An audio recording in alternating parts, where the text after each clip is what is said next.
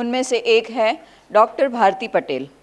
भारती भगिनी Eklavya Sanskrit academy संस्थानस्य America चैप्टर् इत्यस्य संयोजिका वर्तते। मूलतः तु सा वैद्या, गैनकोलॉजिस्ट एवं एनेस्थेसियोलॉजिस्ट च वर्तते। संस्कृते तस्याः बहु प्रीतिः अस्ति। सम्प्रति सा श्री सोमनाथ विश्वविद्यालये संशोधनकार्यम् अधुना करोति। विश्वविद्यालयतः सा MA इन संस्कृत अपि कृतवती। डॉक्टर भारतीबेन पटेल से विनती है कि वह एकलव्य संस्कृत एकेडमी के अमेरिका चैप्टर के बारे में बात करें। डॉक्टर भारती पटेल। सर्वेभ्यः नमो नमः। उपस्थितानां मम गुरूणां आदरणीयानां वसंतकुमार भट्ट महाभागानां, डॉक्टर कमलेश कुमार चौकसी महाभागानां, डॉक्टर मिहिर उपाध्याय महोदयानां च चरणयोः अहं नमस्करोमि। मम प्रणामान् स्वीकुर्वन्तु। एकलव्य संस्कृत अकादम्याः डॉक्टर मिहिर महोदयस्य च प्रसिद्धिः तु गुजरात प्रदेशे वर्तते। संस्कृत भाषायाः प्रचार प्रसारणस्य कार्यविषयकं महोदयस्य योगदानम् अत्र विदितमस्ति। परन्तु अमेरिकादेशे एतस्य कार्यस्य आरम्भं कथं करणीयम् इति अस्माकं मनसि चिन्तनम् आसीत्। भगवतः इच्छया मम गुरोः कृपया जुलै मासस्य 6 दिनाङ्कतः आगस्ट् मासस्य 9 दिनाङ्कपर्यन्तं मम संस्कृतविद्यागुरोः डॉक्टर मिहिर महोदयस्य अमेरिकादेशस्य संस्कृतयात्रायाः आयोजनम् अभवत्। I contacted many people about the purpose of his trip and received nothing but a very extremely positive response.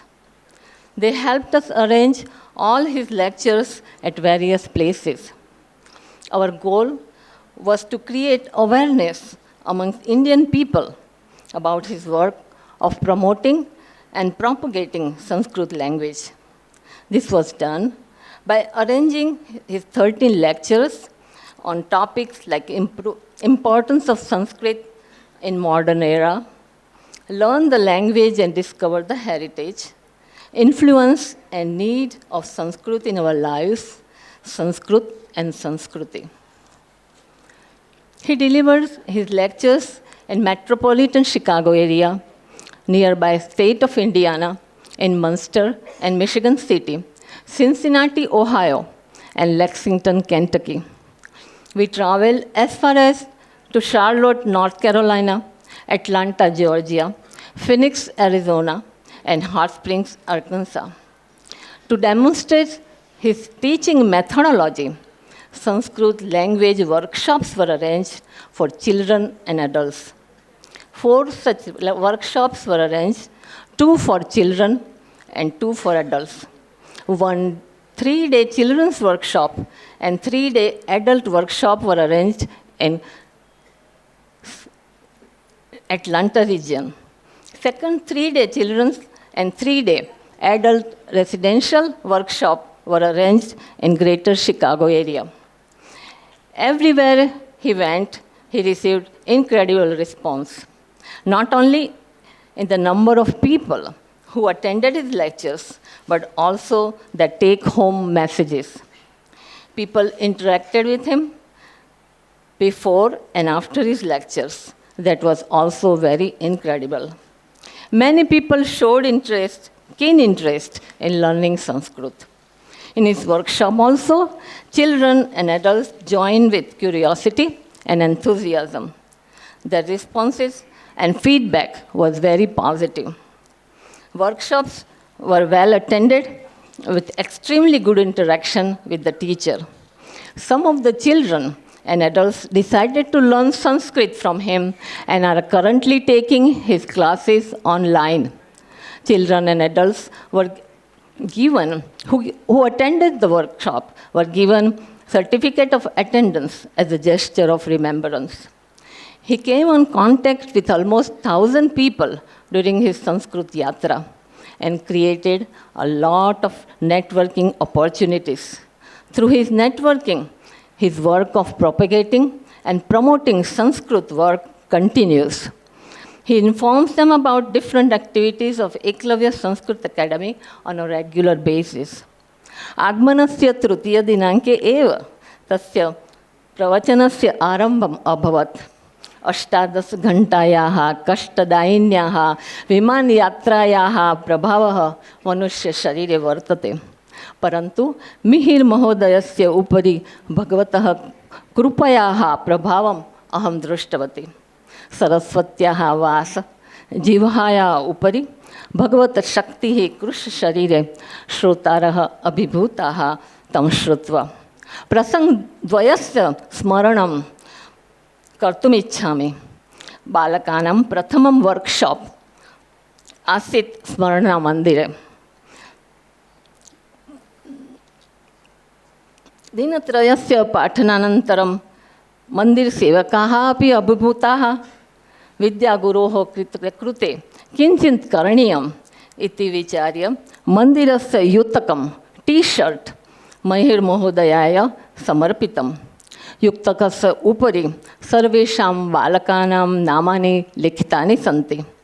महोदयाय युतकं समर्प्य तस्मै याचितवन्तः यत् युतकं धारयतु. अपि अतिप्रेम्णा दत्तं युतकं तेन धृतं. करताडनानां नादेन सभागृहे आनन्दः प्रसारितः. दिनत्रयस्य परिचयः एव मिहिर्महोदयस्य, परन्तु तेषां हृदये तस्य स्मृतिः दीर्घकालपर्यन्तम् अंकिता भविष्यति. फिनिक्स् नगरे अपि जनाः अभिभूताः मुदिताः च. तस्मै प्लेक् पुरस्कारं तैः दत्तं. सर्वत्र तस्य अभिवादनं जनाः पुष्पगुच्छेन कृतवन्तः. हाट् स्प्रिङ्ग्स् नगरे अपि बालकाः श्लोकगानं कृत्वा तस्य अभिवादनं पुष्पगुच्छेन कृतवन्तः. 8 मासपर्यन्तं मिहिर्महोदयस्य समीपे संस्कृतभाषायाः अध्ययनं मया कृतमासीत्. अहं गुरोः सदैव ऋणिनी अस्मि. अतः गुरोः कार्ये मम अपि किञ्चित् सहयोगम् अभवत्. तस्य आनन्दः मम हृदये वर्तते. संस्कृतरूपिण्याः गङ्गायाः अवतरणं भगीरथरूपिणा मिहिर्महोदयेन अमेरिकादेशे कृतम्. एतस्याः पवित्रप्रवाहे बहवः जनाः स्नानं कृतवन्तः.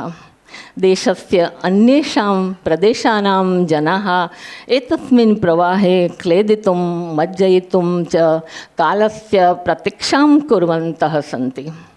संस्कृतभाषायाः प्रचारप्रसारार्थं मिहिर्महोदयः अमेरिकादेशं श्रद्धया परिव्राजकस्य सदृशं भ्रमणं कुर्वन् आसीत्. न धनस्य लालसा, न स्वार्थवृत्तिः, न च कापि अपेक्षा. केवलं संस्कृततीर्थयात्रां कारयितुम् एकः निर्मलः आत्मा भारतात् आगतः. अतः परं तत्त्वं स्वयम् आविर्भूतं जनानां हृदये. He gave his lectures. He gave 13 lectures and 9 days of workshops during his 33 days of stay in America. 3 days of traveling by plane, 1 day of shopping for his workshop, and only 3 days of rest during his entire trip. In between, he took his regular classes online whenever time permitted. What an incredible work ethics and kartavya nishtha. My hats off to you, Gurudev. His lectures were arranged in such a way that it was impossible to travel from one city to another by plane. So most of his journey was done by car. Sorry. How can I forget my husband, Dr. Vijay Patel, at this moment? He gave overwhelming support during this Sanskrit Yatra. He was a mentor. He was our mentor. our driver and greatest supporter. You name it. He made this Sanskrit Yatra very smooth and very memorable. I thank him very much. Lastly, I also want to thank my Vidya Guru, Dr. Mihir Upadhyay, to give me this opportunity to serve him. Thank you so very much, Gurudev. Aham dhanyasmi krutasmi anugrahitasmi. Thank you very much.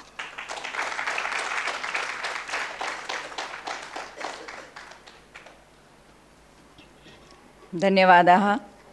Doctor विजय महोदयः अपि एतस्मिन् महत्कार्ये स्वकीयं बहुमूल्यं समयं दत्तवान्। भवतामपि धन्यवादः। सम्प्रति अहम् एतस्य सत्रस्य वक्तॄन् मञ्चम् अलङ्कर्तुं प्रार्थयामि। कृपया आगच्छन्तु। धन्यवादः। संस्कृत विद्या प्रतिष्ठानम और एकलव्य संस्कृत एकेडमी के संस्कृत लिटरेचर फेस्टिवल द्वितीय आवृत्ति के द्वितीय दिन के इस द्वितीय सत्र में आप सभी का पुनः एक बार स्वागत है। सर्वेभ्यः नमस्कारः। अस्माकं परमं सौभाग्यम् अस्ति यत् एतस्मिन् सत्रे सत्राध्यक्षत्वेन आदरणीयाः डॉक्टर वी.एन. शाह महोदयाः अस्माभिः सम्प्राप्ताः। अहमदाबाद नगरे डॉक्टर वी.एन. शाह महोदयं के न जानन्ति। आदरणीयाः डॉक्टर शाह महोदयाः गुजरात सर्वकारस्य कोविड-19 टास्क फोर्स समितेः सदस्याः सन्ति। आदरणीयाः शाह महोदयाः डायबिटोलॉजिस्ट एंड एंडोक्रिनोलॉजिस्ट रूपेण 35 वर्षेभ्यः स्वकीयां सेवां प्रयच्छन्ति। एते संस्थापकाः सन्ति। Honorary secretary, vice president, charter president, organising secretary, joint organising secretary रूपेण बहविषु संस्थासु स्वकीयां सेवां प्रयच्छन्तः सन्ति। प्रसिद्धस्य जायडस रुग्णालयस्य आद्य संस्थापकेषु डॉक्टर वी.एन. शाह महोदयाः अन्यतमाः वर्तन्ते। महोदयः भवतां स्वागतम्। अहं श्याम पटेल महोदयं प्रार्थयामि यत् महोदयानां स्वागतं करोतु। श्याम महोदयः एकलव्य संस्कृत एकेडमी संस्थानस्य शिक्षकः, संस्कृत विद्या प्रतिष्ठानस्य संयोजकः च।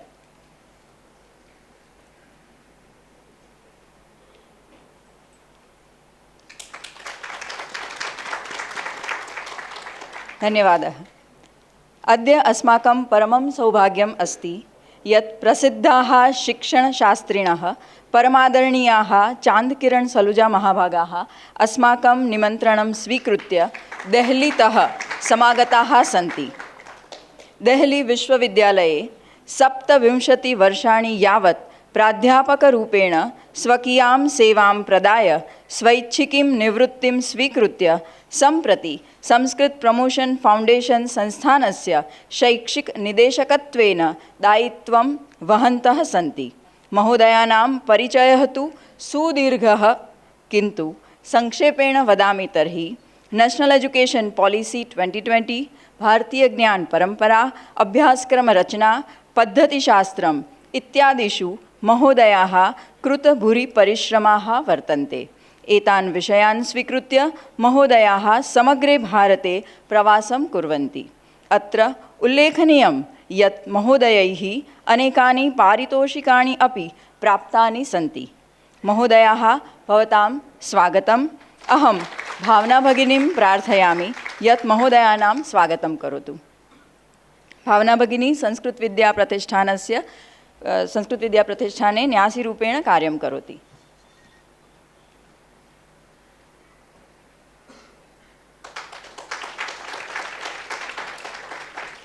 सुप्रसिद्धा लेखिका, उत्तमा वक्त्री, आदरणीय अमी गणात्रा अस्माभिः सम्प्राप्ता वर्तते। अमी महोदयाभिः इतिहासविषयम् अधिकृत्य रामायणविषयकानि, महाभारतविषयकानि च पुस्तकानि लिखितानि।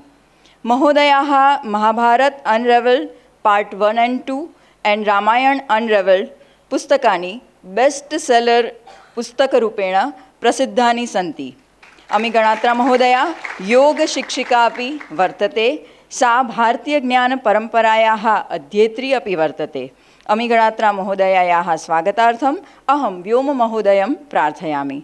व्योममहोदयः एकलव्य संस्कृत एकेडमी संस्थानस्य छात्रः।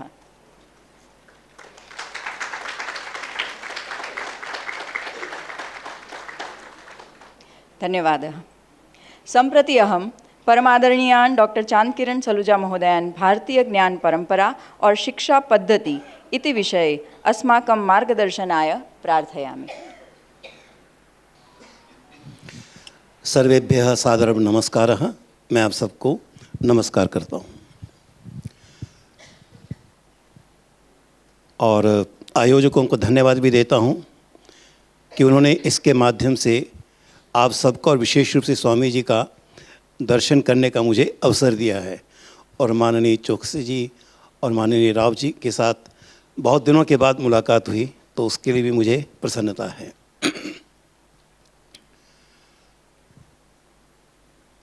हम जिस विषय को लेकर चर्चा करेंगे वह मुख्य रूप से जो भारतीय संदर्भों में राष्ट्रीय शिक्षा नीति 2020 आई है और हमारी जो भारत की शिक्षा परंपरा रही है, इन दोनों को लेकर हम थोड़ी सी तुलना भी करेंगे। देखेंगे क्या ये वस्तुतः अलग है या फिर जो कुछ आज कहा जा रहा है उससे बहुत आगे हम पहले ही जा चुके थे। कुछ बातें लेंगे हम, क्योंकि समय सीमित है तो इसलिए मैं कुछ संकेत ही दे पाऊंगा, कुछ उदाहरण ही ले पाऊंगा।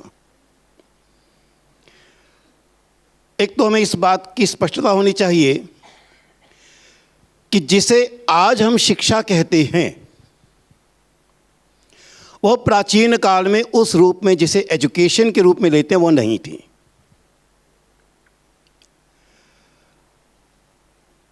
और एक अद्भुत उसका अर्थ था, उसकी हम थोड़ी चर्चा करेंगे। यह विद्या, शिल्प, शास्त्र आदि के रूप में जानी जाती थी। और विद्या कोई सामान्य शब्द नहीं है। विद्या विद धातु से है जिसके 4-5 अर्थ हैं। वो चेतना भी है, वो लाभ भी है, वो ज्ञान भी है। यानी केवल एक शब्द का एक अर्थ लेकर जिसे आज हम एजुकेशन के रूप में लेते हैं वो उस रूप में नहीं था। शिल्प कलात्मकता को बताता है और शास्त्र जिसे आज हम वैज्ञानिक पद्धति कहते हैं, थोड़ा संकेत हम उसका लेंगे, उस अर्थ में आया करता था शास्त्र। और इसमें एक और शब्द बड़ा मज़ेदार है, वो कला। अगर हम आज की शिक्षा नीति को देखते हैं तो इसने एक बात बार बार दोहराने का प्रयास किया है और 2 शब्दों के साथ किया है। थोड़ा हम देखेंगे उसका भी अर्थ क्या है। और वह है कि हमारी शिक्षा पद्धति को या शिक्षा के स्वरूप को जो आने वाली 21वीं सदी की शिक्षा है उसे कलोन्मुखी आर्ट ओरिएंटेड एजुकेशन होना चाहिए, गेम्स ओरिएंटेड एजुकेशन होना चाहिए, क्रीडोन्मुखी होनी चाहिए। और हम जानते हैं कि प्राचीन भारत में शिक्षा का अर्थ ही इसी रूप में था, क्योंकि आपको एक श्लोक याद होगा, साहित्य संगीत कला विहीनः साक्षात पशु पुच्छ विषाणहीनः। इस साहित्य केवल जिसके बहुत सुंदर, आज आपने 3 विद्वानों से बात सुनी।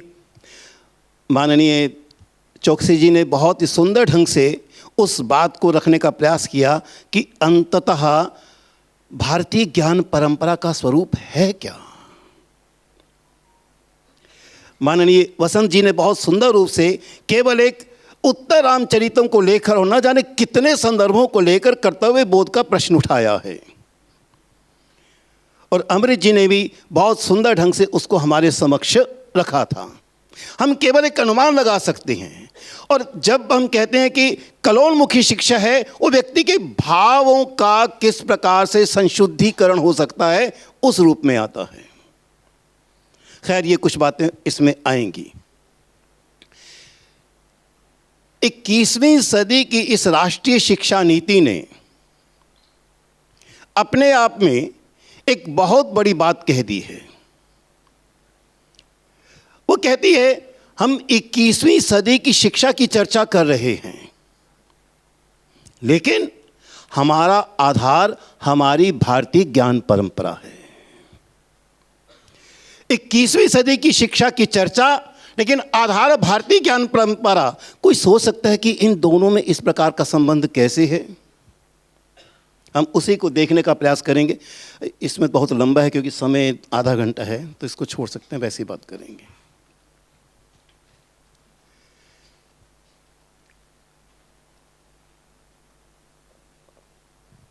मुझे ध्यान आता है, आज सुबह मैं चर्चा कर रहा था, 1996 में एक प्रतिवेदन आता है वैश्विक स्तर पर, education for 21st century, education for 21st century, UNESCO के द्वारा प्रतिवेदन आता है, एक रिपोर्ट आती है एजुकेशन फॉर 21st सेंचुरी, और उसमें कहा गया कि शिक्षा के 4 आधारभूत स्तंभ हैं। There are 4 basic pillars of education. पूरे वैश्विक स्तर की चर्चा उसने की है, और उन 4 स्तंभों में पहला स्तंभ लिया कि शिक्षा का अर्थ हो सकता है ज्ञान का संवर्धन, लर्निंग टू नो, अर्थात जानने हेतु शिक्षा, ज्ञान हेतु शिक्षा।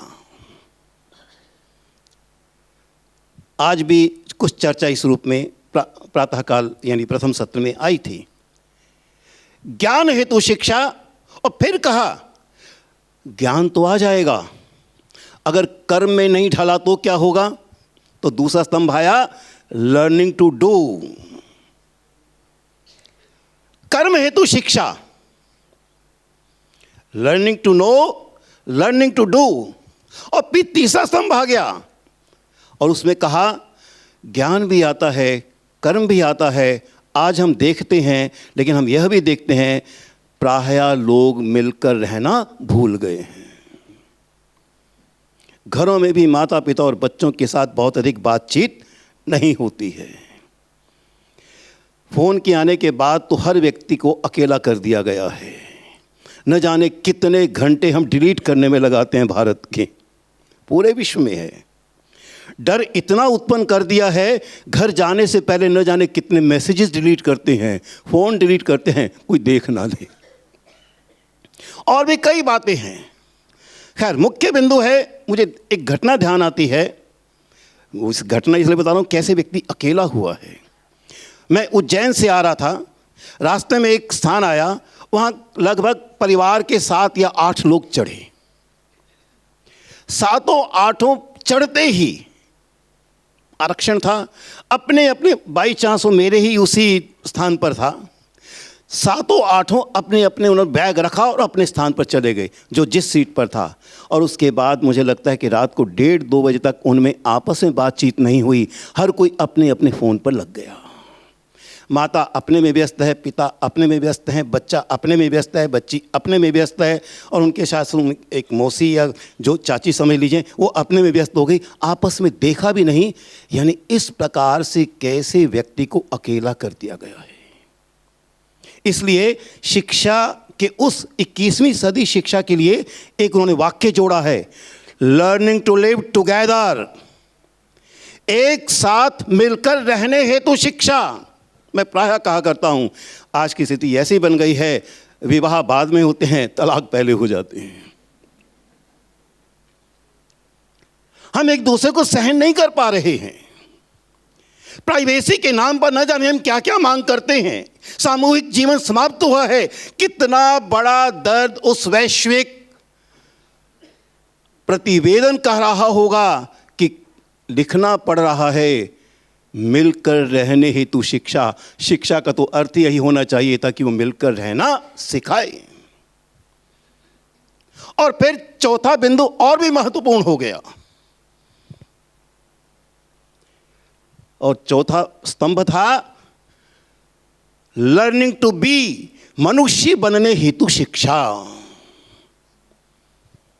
मानवता कहीं समाप्त हुई है। कैसे हुई, थोड़ा देखेंगे हम। यानी ये जो 4 आधारभूत स्तंभों को मैंने पढ़ा, डॉक्यूमेंट का नाम था द ट्रेजर विद इन, यानी ज्ञान आदि सब कुछ हमारे भीतर है, जिसे हमारा वेदांत बोलता है। उसमें ये 4 स्तंभ दिए गए और इसे पढ़ने के बाद मेरा माथा ठनका। ये 4 आधारभूत सिद्धांत आ कहाँ से गए? क्योंकि ये 21वीं सदी की शिक्षा के लिए जो 4 आधारभूत सिद्धांत हैं, ये पूरी तरह से भारत के प्राचीन सिद्धांतों पर आधारित हैं। पहला था लर्निंग टू नो, ज्ञान है तो शिक्षा। आज सुबह ही सत्रों में बताया गया था, ज्ञान के संदर्भ में भारतीय ग्रंथों में बड़े सुंदर ढंग से लिख दिया गया है, ज्ञानम ही मनुजस्य तृतीयम नेत्रम, न ही ज्ञान सदृशम पवित्रम ही वर्तते, श्रीमद् भगवत गीता का कथन है। गीता के 2 अध्याय तीनों में ज्ञान खंड ही प्रमुख रूप से है, और मोक्ष का हम अर्थ कहीं भी लेते रहें। मैं व्यावहारिक रूप में लेता हूं कि जो शंकाओं से मुक्त करता है वो मोक्ष की स्थिति लेता है, तो ज्ञान उसका भी आधार है। भारतीय परंपरा ने बहुत सुंदर ढंग से ज्ञान की चर्चा की है। यह स्वाभाविक है, ज्ञान आया है तो कर्म भी होना चाहिए, क्रिया भी होनी चाहिए, नहीं तो ज्ञान तो भार बन जाएगा। इसलिए लर्निंग टू डू का प्रश्न उठाया, दोनों में समन्वय आया, और यह भी भारतीय संस्कृति का ही सिद्धांत था। और प्राचीन भारत में बड़े स्पष्ट रूप से लिखा है, ज्ञानम भारः क्रियाम विना, ज्ञान भार बन जाता है अगर क्रिया नहीं है। और गीता की तो प्रसिद्धि का आधार यही है, कर्मण्येवाधिकारस्ते, कर्म का प्रश्न उठाया गया है। और इतना ही नहीं, सुबह बड़े सुंदर ढंग से संस्कृत की चर्चा आई कि संस्कृत का अर्थ क्या है, क्या मतलब हो सकता है संस्कृत का। और मजेदार बात है, संस्कृत के प्रायः हर शब्द में धातु छिपी है, और धातु का अर्थ है क्रियात्मकता, एक्शन। हर शब्द एक्शन के साथ जुड़ा है। किस प्रकार से ज्ञान को एक्शन के रूप में ढाला जा सकता है। और फिर तीसरा सिद्धांत आया, learning to live together. Rigveda ने बहुत पहले कह दिया गया था, संगच्छध्वम संवदध्वम संवो मनांसी जानताम, इकट्ठे चलिए, मिलिए, आपकी वाणी भी एक जैसी हो। फिर चतुर्थ स्तंभ आया, लर्निंग टू बी, मनुष्य बनने हेतु शिक्षा। और मजेदार बात यह है, सन 1973 में एक शिक्षाविद, वही यूनेस्को के स्तर पर, फेरे की रिपोर्ट आई थी, और उसका भी नाम था लर्निंग टू बी, मनुष्य बनने हेतु शिक्षा। और मैं कहा करता हूं, बहुत दूर मत जाइए, महाभारत बुनियादी तौर पर लर्निंग टू बी की ही गाथा है। मनुष्य एक है, उसी मनुष्य के अनेक भाव हैं, उन भावों को किस प्रकार से मानवता में ढाला जा सकता है। कई बार कहता हूं, महाभारत का स्वरूप कुछ भी हो, वह ऐतिहासिक था नहीं, मुझे नहीं पता, लेकिन इतना जरूर कह सकता हूं कि मनुष्य की गाथा महाभारत है, और वह मानव का ही वर्णन है। एक संकेत ही देता हूं कि महाभारत का अर्थ है, भारत का अर्थ है भरण पोषण करना। महाभारत का अर्थ हुआ जिसका सबसे अधिक हम भरण पोषण करें। हम किसका सबसे अधिक भरण पोषण करते हैं? अपने शरीर का, अपना। तो हम महाभारत हैं। महाभारत का युद्ध कहाँ होता है? कुरुक्षेत्र में। हमारा जीवन क्या है? कर्मस्थली है, कुरुक्षेत्र है, सदैव संघर्ष होता है। तो यह जीवन हमारा महाभारत के उस रूप में जाता है। महाभारत का युद्ध किनमें होता है? तो कहते हैं कि वह पांडवों और कौरवों में होता है। पांडव कितने हैं? 5। कौरव कितने हैं? सहस्रों। हमारी इंद्रियां कितनी हैं? 5। और इच्छाएं कितनी हैं? सैकड़ों। यानी वो 5 इंद्रियां और 5 सैकड़ों इच्छाओं के बीच में ये निरंतर संघर्ष चलता रहता है। और विजय किसकी है? पांडवों की। क्यों? क्योंकि उनके साथ कृष्ण है, और कृष्ण का अर्थ होता है, कृष्ण का अर्थ खुदाई करना, और ये मस्तिष्क खुदाई, हमारी 5 इंद्रियां इस मस्तिष्क के अधीन है। कितने सुंदर रूप से एक रूपक के द्वारा इस महाभारत को समझाने का प्रयास किया है। रामायण का भी इसी प्रकार से है, लेकिन समय नहीं तो उसकी मैं लंबी चर्चा नहीं करूंगा। और मनुष्य का रूप है क्या? आज सुबह बात करते हुए मैंने कहा देखिए, प्रायः समाचार पत्र में प्रतिदिन आता है, सड़कों पर दो वाहन वालों का युद्ध हो जाता है और दूसरा उसको मार देता है, ये कुछ भी करता है, चाकू मारता है, ये कुछ भी करता है। कारण क्या है? धैर्य नहीं है, पेशेंस नहीं है। अगले वाले की कार खड़ी है या कुछ भी खड़ा है, पीछे वाला हॉर्न पर हॉर्न देता है, वो नहीं चलता तो उतरकर दोनों का युद्ध होता है। There is no patience. घरों में लड़ाइयाँ क्यों हो रही हैं, या पढ़ाई का स्तर क्यों नीचे जा रहा है? अध्यापकों के पास धैर्य नहीं है कि बच्चों की समस्याओं को सुन सके, किसी के पास समय नहीं है, यानी धैर्य का होना अनिवार्य था। क्षमा नहीं कर सकते हैं। कितने सुंदर रूप से मनुष्य क्या है, इसकी सुंदर व्याख्या बहुत ही सुंदर ढंग से प्राचीन भारत ने कर दी है। धृति क्षमा दमोस्तेयम शौचम इंद्रिय निग्रह धीर विद्या सत्यम अक्रोधो दशकम धर्म लक्षणम। ये 10 चीज़ें हमारे पास होनी चाहिए। न जाने कितने श्लोक ऐसे भरे पड़े हैं। मैं तो कहा करता हूं, बड़े सुंदर सुबह कहा था, आखिर लोक जीवन, ये जितना भी हमारा साहित्य आता है, इस साहित्य में उन घटनाओं को किस प्रकार से निर्मित किया जाता है और फिर संदेश दिया जाता है कि इसमें तुम्हारा कार्य क्या होना चाहिए, वही कर्तव्य बोध के रूप में आता है। प्राचीन भारत ने बड़े सुंदर रूप से जिन तत्वों को कहा था, उसे यह शिक्षा संबंधी यूनेस्को के प्रतिवेदन ने कहने का प्रयास किया था। मेरे मस्तिष्क में आया, ये हुआ कैसे? तो मैंने एक जांच शुरू की और उस जांच में निकल कर आया, मैंने देखा सदस्य कौन थे। भारत की ओर से गए थे डॉक्टर कर्ण सिंह, वे नेतृत्व कर रहे थे। मैं समझ गया डॉक्टर कर्ण सिंह तो संस्कृत के व्यक्ति हैं। उन्होंने ही कहा कि अगर विश्व की शिक्षा को बचाना है, भारत के इन सिद्धांतों को अपना आधार बनाना ही पड़ेगा। यानी 21वीं सदी की शिक्षा विश्व की और आधार भारत के ग्रंथ। कितने सुंदर रूप से इस शिक्षा नीति ने जब कहा कि हम 21वीं सदी की शिक्षा की चर्चा करते हैं, लेकिन आधार भारतीय ग्रंथ हैं। हमें यह भी पता होगा 2020 की यह शिक्षा नीति बुनियादी तौर पर 2019 के ड्राफ्ट पर आधारित है, जो लगभग 476 पृष्ठों का है। और उसमें पहले चैप्टर में लिखा है अनफिनिश्ड एजेंडा, यानी कौन कुछ कार्य रह गए थे पुराने लोगों के द्वारा, उसे पूरा करने के लिए शिक्षा नीति आ रही है। और उस अनफिनिश्ड एजेंडा में इस कमीशन की रिपोर्ट का भी नाम था, जो साफ संकेत देता था ये शिक्षा का आधार क्या है। एक और वाक्य बड़ा सुंदर है शिक्षा नीति का, और वह वाक्य है, शिक्षा नीति लिखती है पहले अध्याय के 3 अनुच्छेद में, student should learn what they learn.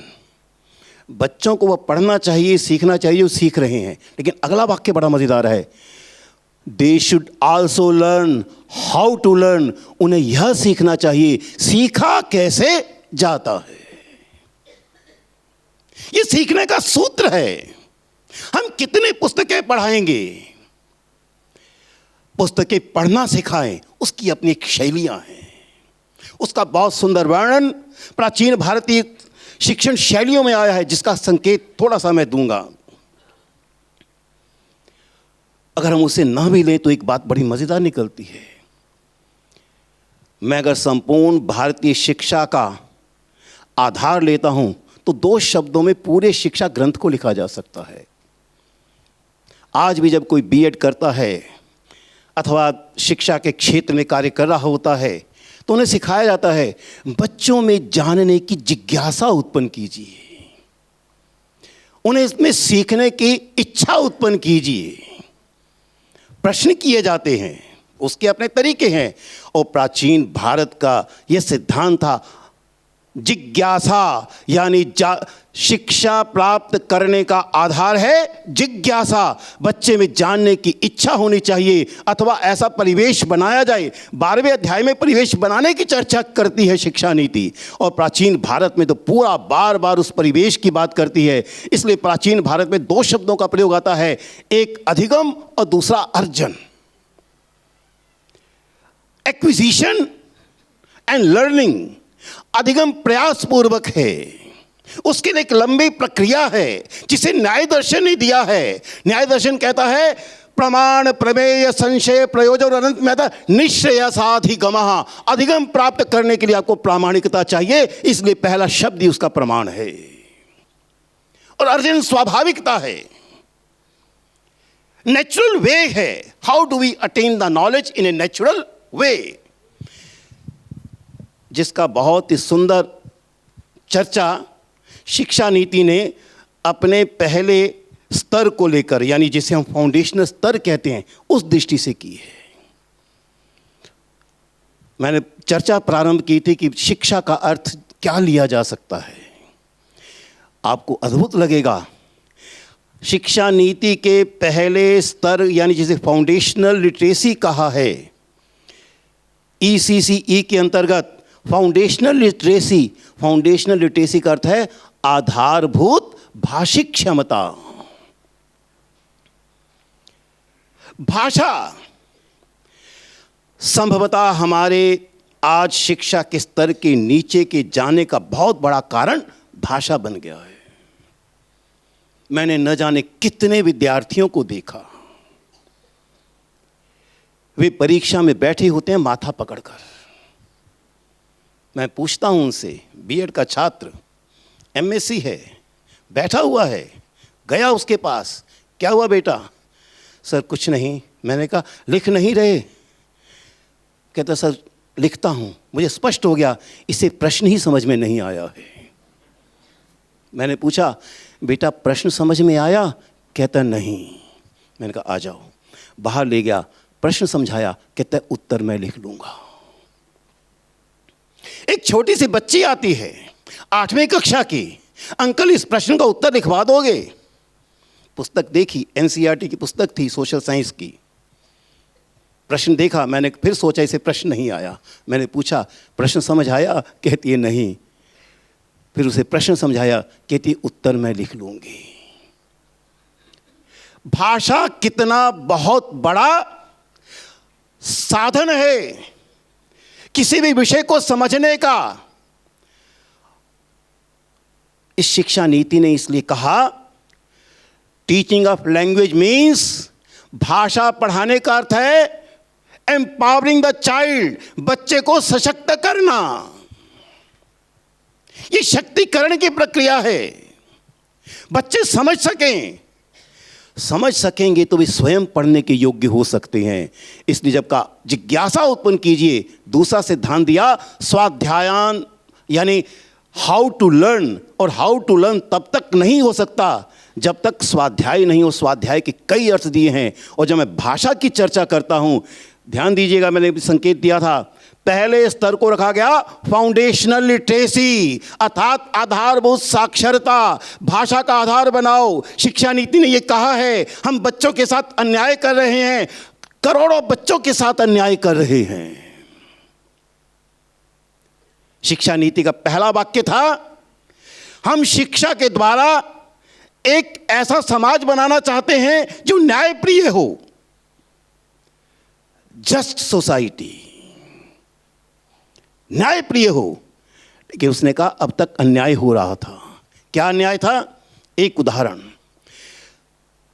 तथाकथित निजी विद्यालय, प्राइवेट स्कूल्स, उनमें बच्चों को पढ़ाया जाता है अंग्रेजी, KG, नर्सरी, UKG, पहली, दूसरी, तीसरी, चौथी, 5वीं, 6ठी, 7वीं, 8वीं, 9वीं, 10वीं, 10 वर्ष नहीं 13 वर्ष तक उन्हें पढ़ाया गया। और सरकारी स्कूलों में अंग्रेजी प्रारंभ हुई कक्षा प्रायः 6 से, 6, 7, 8, 9, 10, 5 साल। लेकिन CBSE का प्रश्न पत्र अंग्रेजी का दोनों के लिए समान आता था। बाद में A कोर्स B कोर्स किया गया। ये अन्याय था। एक 13 वर्ष पढ़कर आ रहा है, दूसरा 5 वर्ष पढ़कर आ रहा है, दोनों को आप प्रश्न पत्र समान कैसे दे सकते हो? इसलिए शिक्षा नीति ने इस पर विचार किया और कहा अब सभी विद्यार्थियों को प्री स्कूलिंग, इसलिए इसका स्तर किया 5+3+3+4, यानी पहले 5 वर्ष भी सबको पढ़ने होंगे। और उस 5 वर्ष की शिक्षा का नाम रखा फाउंडेशनल लिटरेसी, यानी भाषा का ज्ञान। और साथियों आपको आश्चर्य होगा, हमारे प्राचीन काल में शिक्षा का अर्थ ही भाषा था, स्वर व्यंजन का ज्ञान था।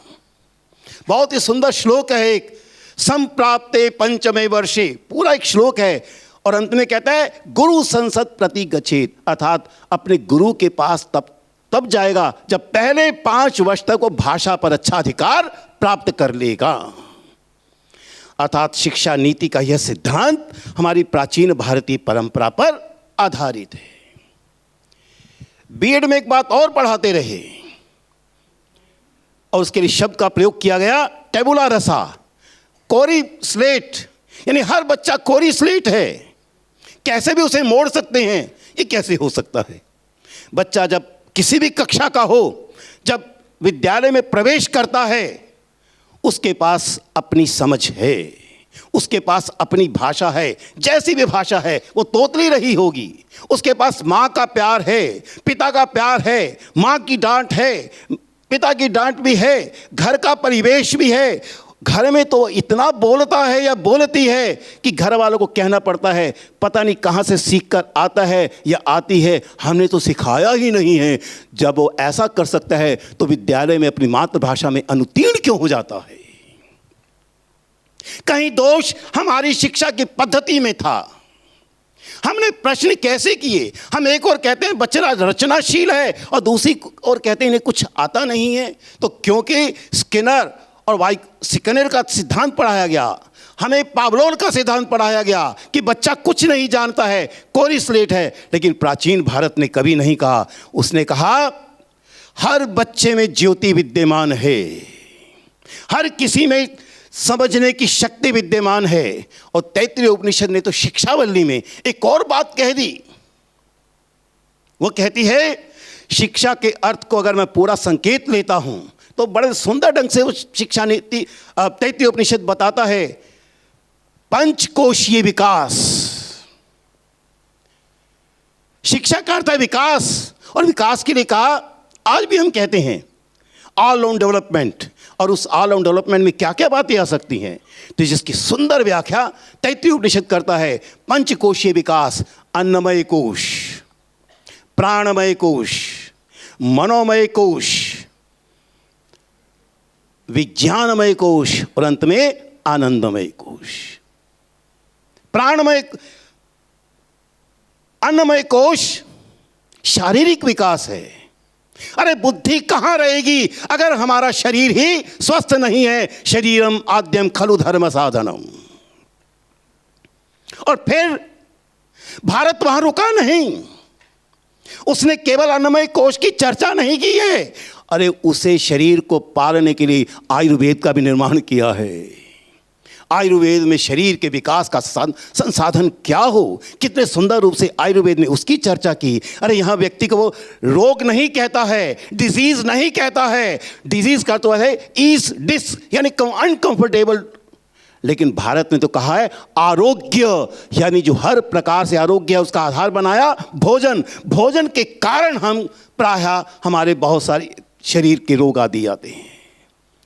तो इसलिए बहुत ही सुंदर ढंग से भारत कह रहा था अन्नमय कोश, शरीर तो आया, प्राण अगर हमारे स्वस्थ नहीं हो तो स्वाभाविक है, योग दर्शन ने वही सिखाया प्राणिक विकास कैसे हो सकता है।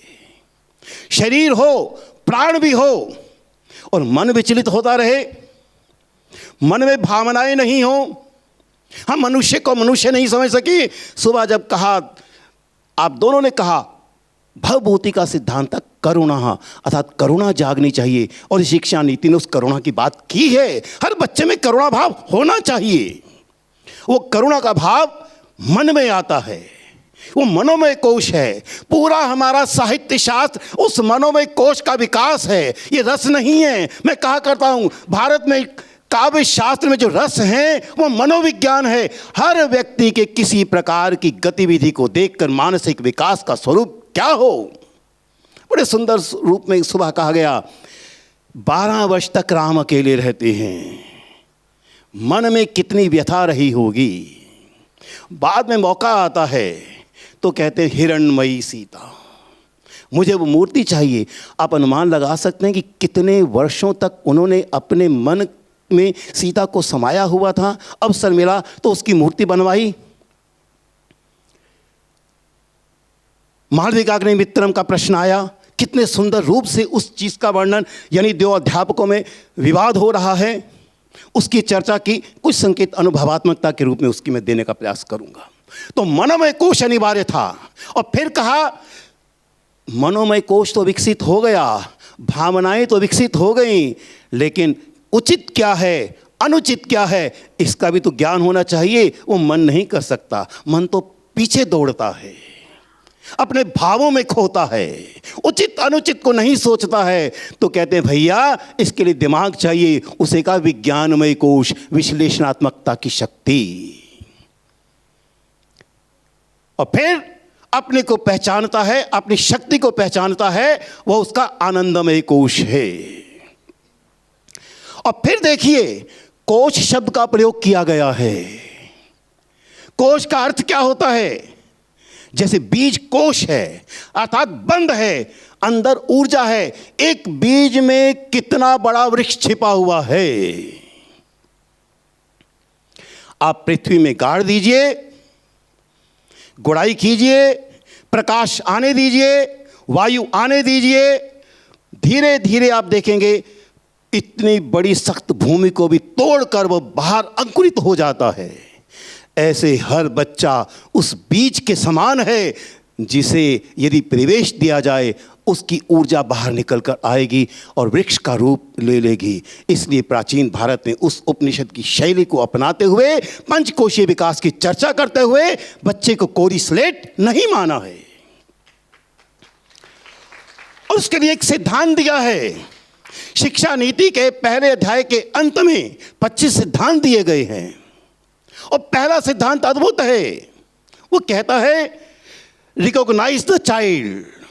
बच्चे को देखो, अवलोकन करो, समझो, उसकी ऊर्जा को पहचानो, उसे मान्यता दो और फिर उसे विकसित होने के मार्ग दो। विकास शब्द का प्रयोग किया गया है, वहां डेवलपमेंट का प्रयोग किया गया है।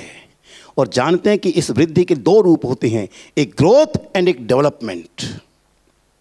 ग्रोथ प्रकृति ने दी है, मेरे बाल बढ़ रहे हैं, ये ग्रोथ है। लेकिन जिस दिन मैं काट छांट कर इसका रूप दूंगा वह डेवलपमेंट है, वो विकास है।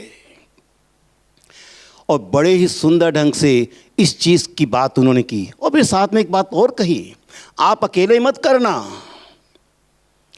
साथ में कहा अकेले मत करना। बच्चा 6, 7, 8 घंटे आपके पास शिक्षक महोदय वो रहता है, बाकी घर पे रहता है, मित्रों के पास रहता है। इसलिए अभिभावकों का भी कर्तव्य है। तो उसने जब कहा कि बच्चे को देखो, समझो, विकसित होने के उपाय दो, तो फिर कहा शिक्षक और अभिभावक, पेरेंट्स प्लस टीचर्स। फिर एक बात और कही, ऊपर से मत देखना। एक शब्द का प्रयोग किया है अंग्रेजी में सेंसिटाइजेशन, अर्थात सेंसिटिव होकर, संवेदनशील होकर। और ये संवेदना क्या है? समवेदना है। बच्चे की वेदना भी तो समझो।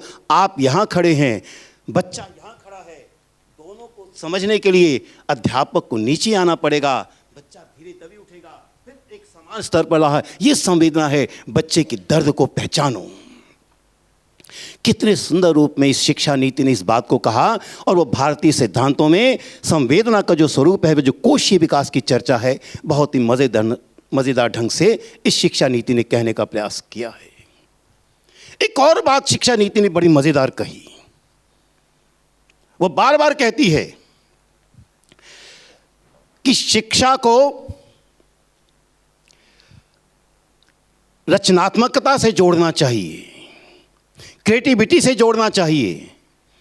और 17वां 18वां अध्याय तो उसी में लिख दिया। मैंने 2 अध्याय इसलिए लिए, अंग्रेजी में 18वां है और हिंदी वाले में 17वां अध्याय है। उसमें एक शब्द का प्रयोग किया गया, NRF, नेशनल रिसर्च फाउंडेशन। शिक्षा नीति कहती है बच्चे को विद्यालय से ही शोध के योग्य समझना चाहिए। और उच्च शिक्षा का उद्देश्य दिया है संशोधन। मैं कहा करता हूँ, अरे शिक्षा नीति तो कहती है कि BA with research, MA with research, प्राचीन भारत तो इससे भी आगे चला जाता है। प्राचीन भारत ने तो शिक्षण पद्धति को ही संशोध माना है।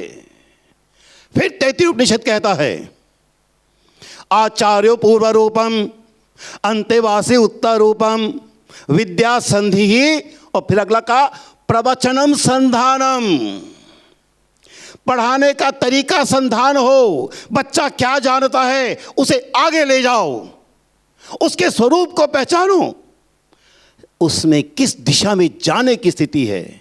इसलिए उसने मूल्यांकन शब्द का प्रयोग नहीं किया है, इवैल्यूएशन शब्द का प्रयोग नहीं किया है, एग्जामिनेशन शब्द का प्रयोग नहीं किया है। शब्द का प्रयोग किया है फॉर्मेटिव असेसमेंट।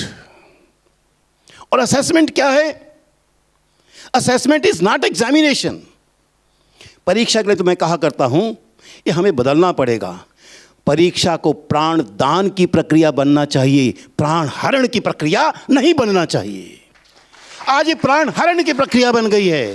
और शिक्षा नीति कहती है फॉर्मेटिव असेसमेंट, निर्माणात्मक आकलन। और आकलन क्या होता है? संस्कृत के विद्वान बैठे हैं। आकलन का अर्थ बनता है आमीस चहूं और सी। कल का अर्थ है गणना। हिंदी में एक मुहावरा है, गुजराती में भी होगा, प्रायः भारत की सभी भाषाओं में है कि पूत के पांव पालने में ही दिखाई दे जाते हैं। ये आकलन है। बच्चे का हाथ कहाँ उठता है, क्या देखता है, क्या सोचता है। मैं कहता हूँ किसी बच्चे को समझना हो तो सबसे अच्छा तरीका है बच्चे की कॉपियाँ उठाओ, उसके आखिरी पेज देख लो, समझ आ जाएगा बच्चा किस दिशा में जा रहा है। अब वहाँ से परिवर्तन कीजिए। बच्चा किस भाषा का प्रयोग करता है। मैं कई बार कहा करता हूँ अध्यापकों को, अरे भैया अपनी गाड़ियों से आना जाना बंद कर दीजिए। कभी कभी लोकल बसेस में जाइए जिसमें बच्चे भी जा रहे हैं, और अपने को छिपा कर रखिए, नहीं तो स्कूल के बच्चे पहचानेंगे तो किसी और स्कूल, क्योंकि सभी बच्चों की प्रवृत्ति समान होती है। वो अपने अध्यापकों के बारे में क्या क्या बातें करते हैं, पता लग जाएगा कि अध्यापक का स्वरूप क्या है। मुझे ध्यान आता है मैं जनकपुरी में चढ़ा, सेंट्रल स्कूल था, कुछ बच्चे चढ़े और एक बच्ची 11वीं या 12वीं की रही होगी, उसने कहा अब मेरा निकलता है ब्रह्मास्त्र। मैंने कहा पता नहीं कौन सा ब्रह्मास्त्र है। तब उसने टेलीफोन निकाला, मोबाइल। और मैं उस दूसरे ने कहा अरे मैडम तो मना करती है। कहती है मैडम मेरी टीचर है, मैडम की टीचर मैं हूँ, कहाँ छिपाना है मैं जानती हूँ। बच्चे मूर्ख नहीं हैं। बच्चे जानते हैं जब अध्यापक देरी से आते हैं तो उस दिन लाइन ज़्यादा ठीक करवाते हैं, और जो समय पर आते हैं उन्हें कुछ कहने की आवश्यकता नहीं पड़ती है। बच्चों को कहीं समझना पड़ेगा, ये बच्चे सामान्य बच्चे नहीं हैं। इसलिए कहा प्रवचनम संधानम। अरे आपके पढ़ाने का तरीका ही संधान हो। अरे भैया संधान होगा तो अनुसंधान होगा, रिसर्च तभी होगी जब सर्च होगी। आप बच्चे में सर्च कीजिए, उसे रिसर्च मत बनाइए। रिसर्च का तो अर्थ बनता है नए संदर्भों में कैसे इस पूर्व प्राप्त ज्ञान का प्रयोग किया जाए। शिक्षा नीति ने कितने सुंदर ढंग से भारतीय परंपरा की बात करते हुए इस बात को कहा, और चौथे अध्याय में यही बात कहती है हमारी शिक्षण और अधिगम की शैली क्या होनी चाहिए। उसने कहा बच्चे की आदतों को पहचान तो लो। पहले अध्याय में भी मैंने चर्चा की, उसने इस चीज़ की चर्चा की है। बहुत ही सुंदर ढंग से शिक्षा नीति ने प्रवचनम संधानम उपनिषद की इस प्रक्रिया को अपनाने का प्रयास किया है। फिर शिक्षा नीति एक बात करती है जिसका मैंने थोड़ा संकेत आपको दिया, कलोन्मुखी शिक्षा। हाँ, रिसर्च के बारे में एक और बात मुझे ध्यान आती है। आज सुबह ईशोपनिषद का एक श्लोक पढ़ा गया था।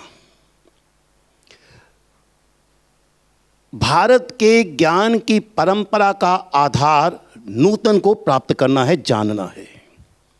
भारत मानकर चलता है हर चीज के पीछे कोई एक तत्व छिपा है, कुछ सत्य छिपा है, उसे ढूंढना होगा।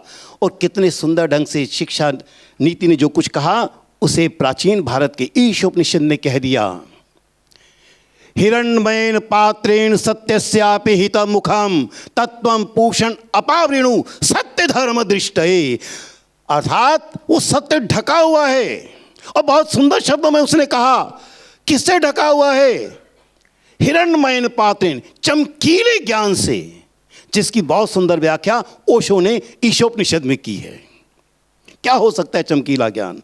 अभी समय नहीं कि मैं उसकी व्याख्या करूं, लेकिन हे पूषण, हे हमारा भरण पोषण करने वाले, अपने उस आभा को हटाओ ताकि मैं सत्य का दर्शन कर सकूं। यह संधान है। भारत उसकी चर्चा कर रहा था। इसलिए इस शिक्षा नीति ने उच्च शिक्षा को ज्ञान निर्माण की प्रक्रिया के साथ जोड़ा है, संधान के साथ जोड़ा है, अनुसंधान के साथ जोड़ा है, और पूरा एक अध्याय अनुसंधान पर लिख दिया है।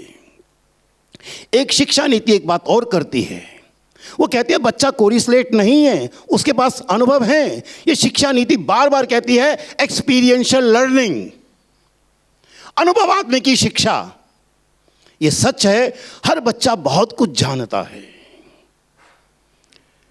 और प्राचीन भारत ने बहुत सुंदर रूप से कह दिया, आचार्यात् पादमादत्ते, केवल 1/4 भाग वो अपने आचार्य से पाता है। और ध्यान दीजिएगा, आचार्य शब्द का प्रयोग किया गया है, शिक्षा का प्रयोग नहीं किया गया, उपाध्याय का प्रयोग नहीं किया गया है, यहाँ अध्यापक का प्रयोग भी नहीं किया गया है, यहाँ गुरु का भी उपयोग नहीं किया गया है, क्योंकि अंतिम स्टेज आचार्य की है।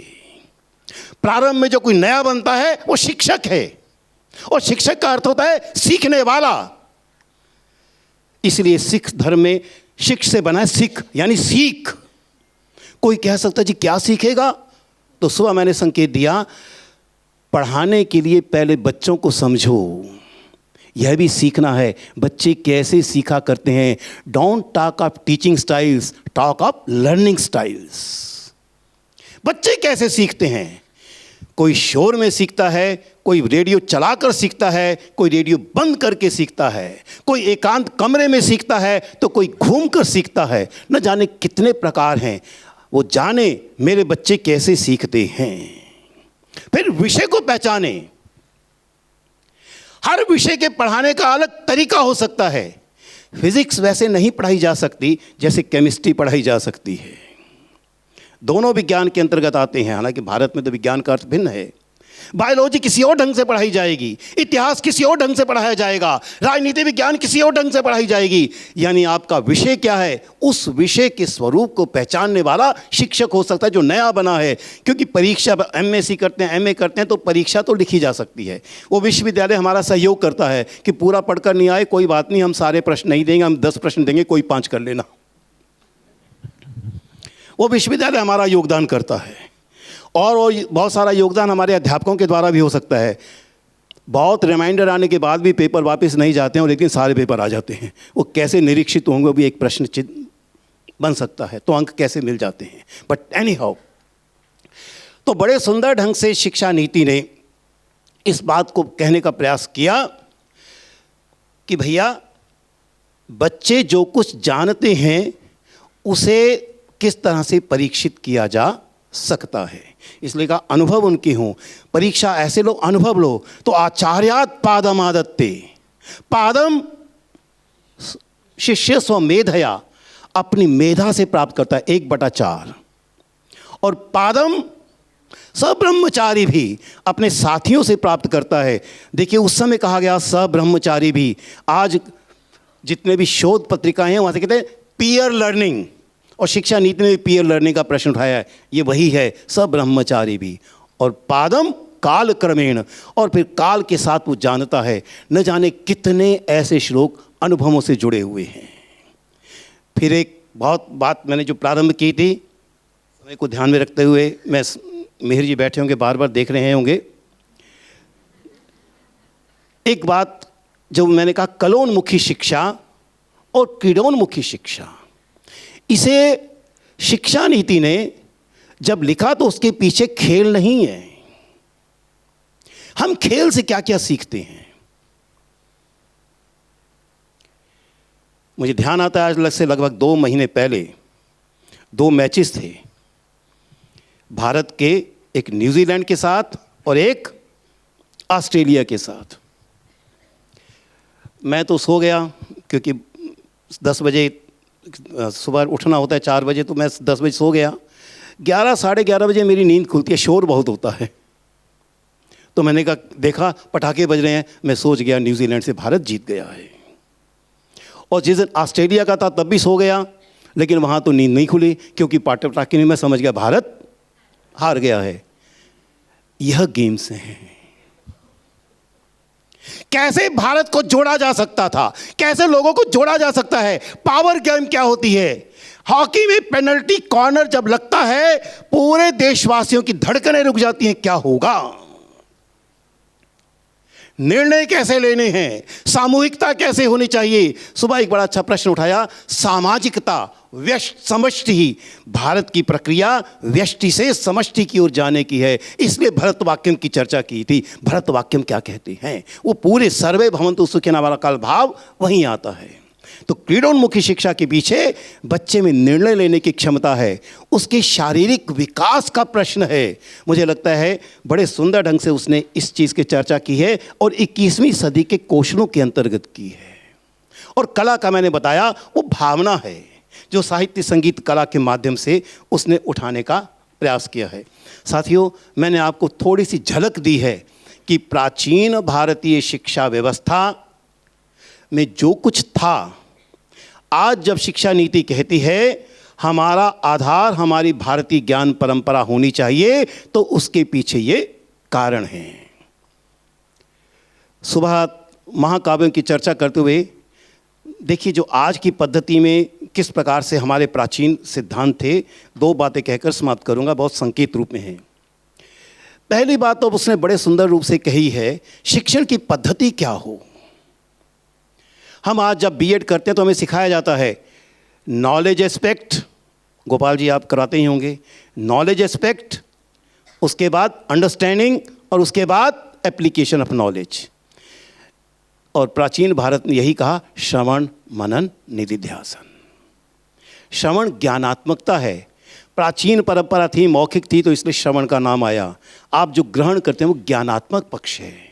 फिर उस पर चिंतन कीजिए, उस पर मनन कीजिए, उस पर विचार कीजिए, क्या उचित है क्या अनुचित है, वो मनन है, अंडरस्टैंडिंग है। फिर निधिध्यासनम, एप्लीकेशन ऑफ नॉलेज, उस ज्ञान का उपयोग कैसे किया जाना चाहिए। और उसका बड़ा सुंदर माननीय चौकसी जी ने बताया था, ज्ञान का उपयोग जब हमारे जीवन के लिए उसका उपयोग आता है, कितने सुंदर ढंग से उन्होंने कई चीज़ों को रखा, क्या हम इससे सीख सकते हैं। और इसी बात को नैषधीय चरित्र में बहुत ही सुंदर ढंग से 5 सोपानों के रूप में कह दिया गया। पहला सोपान था अधीति ही, विषय को जानो, बोधः, विषय को समझो, अभ्यासः, अभ्यास पर सुबह काफी बात आई है, अभ्यास करो, फिर प्रयोगः, उसका प्रयोग करो, और अंत में प्रचारः प्रसारः, उसका प्रचार और प्रसार करो। तभी विषय समझ में आता है कि विषय लोग कितना समझे हैं और कितना नहीं समझे हैं। इन सिद्धांतों के पीछे इतना गहन चिंतन छिपा हुआ था। सुबह बहुत सुंदर ढंग से कहा, परंपरा वैदिक परंपरा से शुरू होता है। वेदों में, ऋग्वेद में कितने बड़ा अद्भुत है। ऋग्वेद नासदी सूक्त को देखो, शंका ही शंका है, को अद्धा को वेद, इसलिए नासदी सूक्त है। वहां से शुरू होता है, प्रकृति का वर्णन है, प्रकृति का कैसे संरक्षण किया जाए। बृहद आरण्यक उपनिषद में तो बड़े सुंदर ढंग से मनुष्य की तुलना ही वृक्ष की तुलना मनुष्य से कर दी है। मुझे लगता है प्रकृति के बारे में जितना सुंदर वर्णन आया है प्राचीन ग्रंथों में, जिस तरह से वृक्षों की कल्पना की है, जल संरक्षण की चर्चा की है, वायु प्रदूषण की समाप्ति की चर्चा की है, नदियों को कैसे सहेज कर रखा जाए उसकी चर्चा की है, कुओं को कैसे सहेज कर रखा जाए उसकी चर्चा की है। ये सारे सिद्धांत ऐसे हैं जो आज की समस्याओं के साथ जुड़े हैं, जो पहले अध्याय के दूसरे अनुच्छेद में शिक्षा नीति ने उठाया है। आज शिक्षा का रूप कैसा होना चाहिए, और स्वाभाविक है उसके बहुत सारे उत्तर हमें प्राचीन भारत देता है। और मैं कहता हूँ, हम तो अभी प्राचीन भारत की शिक्षा पद्धति के आसपास ही नहीं हैं, वो तो बहुत एडवांस के रूप में है। क्योंकि मेरे पास समय नहीं कि उसकी मैं चर्चा करूं। अंतिम बात, 2005 में 2015 में जब ये यूनेस्को की रिपोर्ट आई, 2015 में एक नई रिपोर्ट आती है, क्योंकि उससे पहले एक शब्द प्रचलित हो गया स्टेम, STEM, स्टेम। और स्टेम का था साइंस, टेक्नोलॉजी, इंजीनियरिंग और मैथमेटिक्स, इन विषयों को ध्यान देना चाहिए। लेकिन इसके परिणाम जब USA में देखे गए तो एक नया डॉक्यूमेंट आ गया 2015 में, रीथिंकिंग एजुकेशन, शिक्षा पर पुनर्विचार। उसमें बताया गया मानव मूल्य भी चाहिए। पॉलिटिकल साइंस में एक बिहेवियरिज्म का विचार आया, व्यवहारवाद का विचार आया। फिर अमेरिका में गृह युद्ध छिड़ गए, तब उनको समझ में आया नहीं नहीं भैया कुछ और भी चाहिए। तब नया सिद्धांत आया, पोस्ट बिहेवियरिज्म। मुझे लगता है ये प्रयोग जितने भी लोग कर रहे हैं, इन प्रयोगों के पीछे जो भी सिद्धांत रहा है, दर्शन रहा है, वो हमारे ग्रंथों में दिया गया है। और शिक्षा की पूरी प्रक्रिया का स्वरूप क्या हो, आज की शिक्षा प्रक्रिया उस पुराने से दूर नहीं है, हमें पता नहीं है। वाइगोस्की का सिद्धांत 2005 में आता है, वो कहता है रचनावाद। और हमने रचनावाद में हर बच्चे को मैंने बताया किस प्रकार से रचनात्मकता के साथ जोड़ा है। साथियों, मेरा मानना है इस भारतीय शिक्षा व्यवस्था को समझने के लिए हमें भारतीय दर्शन या सामाजिक जीवन का रूप लेना होगा, जो सुबह कहा गया। अगर हम उसे समझ आते हैं तो शिक्षा व्यवस्था भी समझी जाएगी। और जब ये शिक्षा नीति कहती है कि भारत को समझने के लिए अथवा हम 21वीं सदी के लिए प्राचीन भारत के सिद्धांतों पर आधारित है, तो उसके पीछे यही भाव है। प्राचीन भारत के शिक्षा सिद्धांत मनुष्य बनाने के सिद्धांत थे, और शिक्षा का अर्थ ही है मनुष्य बनाना। आपका बहुत बहुत धन्यवाद।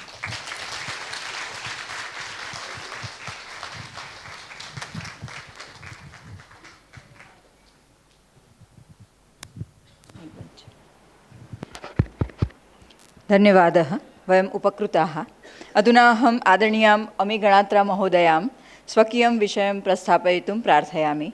महोदयायाः विषयः अस्ति भारतीय ज्ञान परंपरा का सागर महाभारत।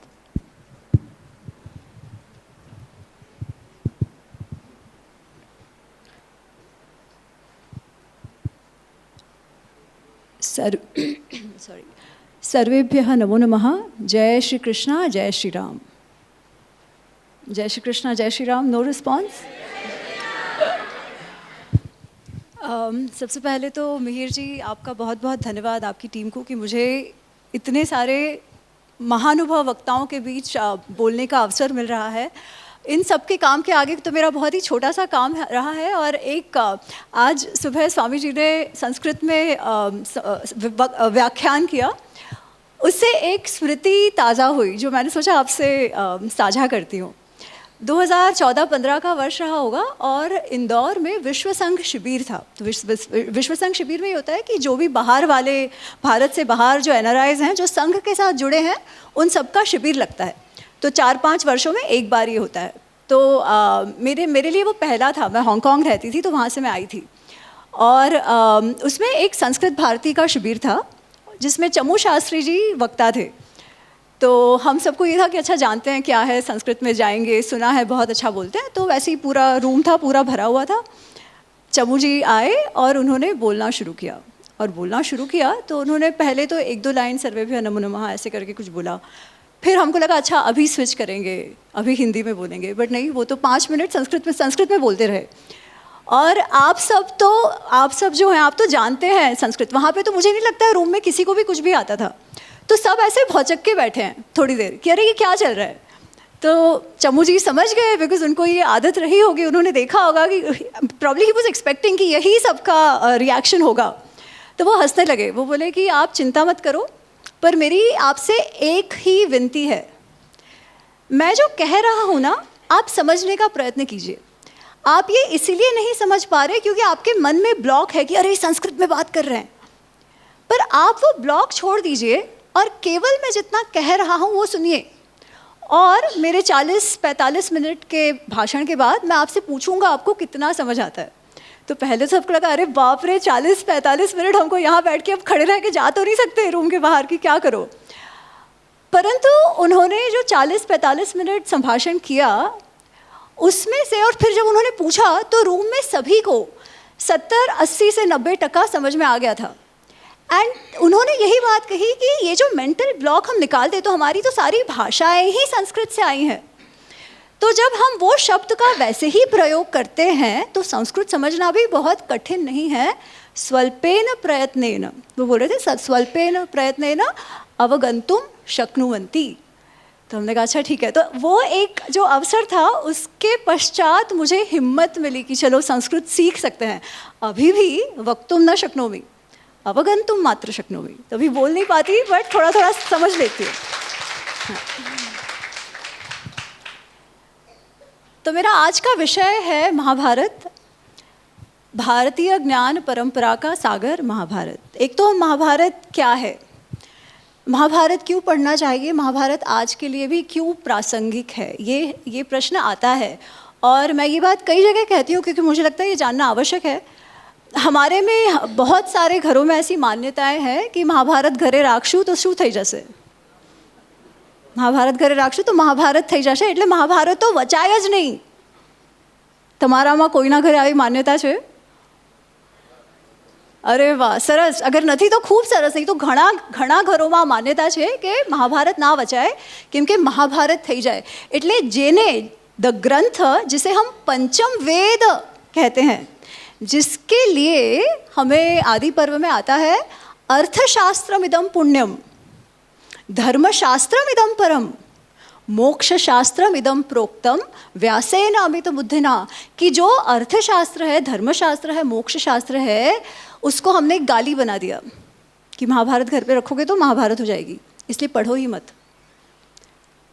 आप सोचो हम अपने साथ कितना अन्याय कर रहे हैं ये कहकर, जिसके लिए ये भी कहा जाता है धर्मे च अर्थे च कामे च मोक्षे च भरतर्षभः, यद इह अस्ति तद अन्यत्र, यद न इह अस्ति न कुत्रचित। धर्म अर्थ काम मोक्ष में जो भी है वो यहाँ मिलता है, और जो यहाँ नहीं मिलता वो कहीं नहीं मिलता। अब इसका अर्थ क्या, धर्म अर्थ काम मोक्ष का अर्थ क्या? हम कहते हैं कि जैसे कल स्वामी जी ने भी एक बात कही थी कि 4 पुरुषार्थ हैं भारतीय परंपरा के अनुसार या ज्ञान के अनुसार। हम कहते हैं जीवन जीने के 4 पुरुषार्थ हैं, और जैसे इंग्लिश में भी से 4 परसूट्स ऑफ लाइफ, धर्म अर्थ काम मोक्ष। मोक्ष तो चलो जाने देते हैं, हम सब अधिकतर गृहस्थ हैं, मोक्ष की बाद में बात करते हैं। बट जो 3 पुरुषार्थ है, धर्म अर्थ काम, we say these 3 are very important to live a happy life. भारतीय परंपरा, भारतीय जीवन में कभी भी सुखी होने में किसी को कोई भी प्रॉब्लम नहीं रहा है। चाणक्य भी कहते हैं सुखस्य मूलम धर्म, धर्मस्य मूलम अर्थ। एक बात आज सुबह को सर ने कही कि जो सबसे बड़ा लांछन जीवन का है वो है दरिद्रता। और यही बात महाभारत में यक्ष प्रश्न में यक्ष पूछते हैं कि मृतम कथम स्यात् पुरुषः, और उसका उत्तर आप जानते हैं युधिष्ठिर क्या देते हैं? मृतः दरिद्रो पुरुषः, जो पुरुष दरिद्र है ना वो मृत है।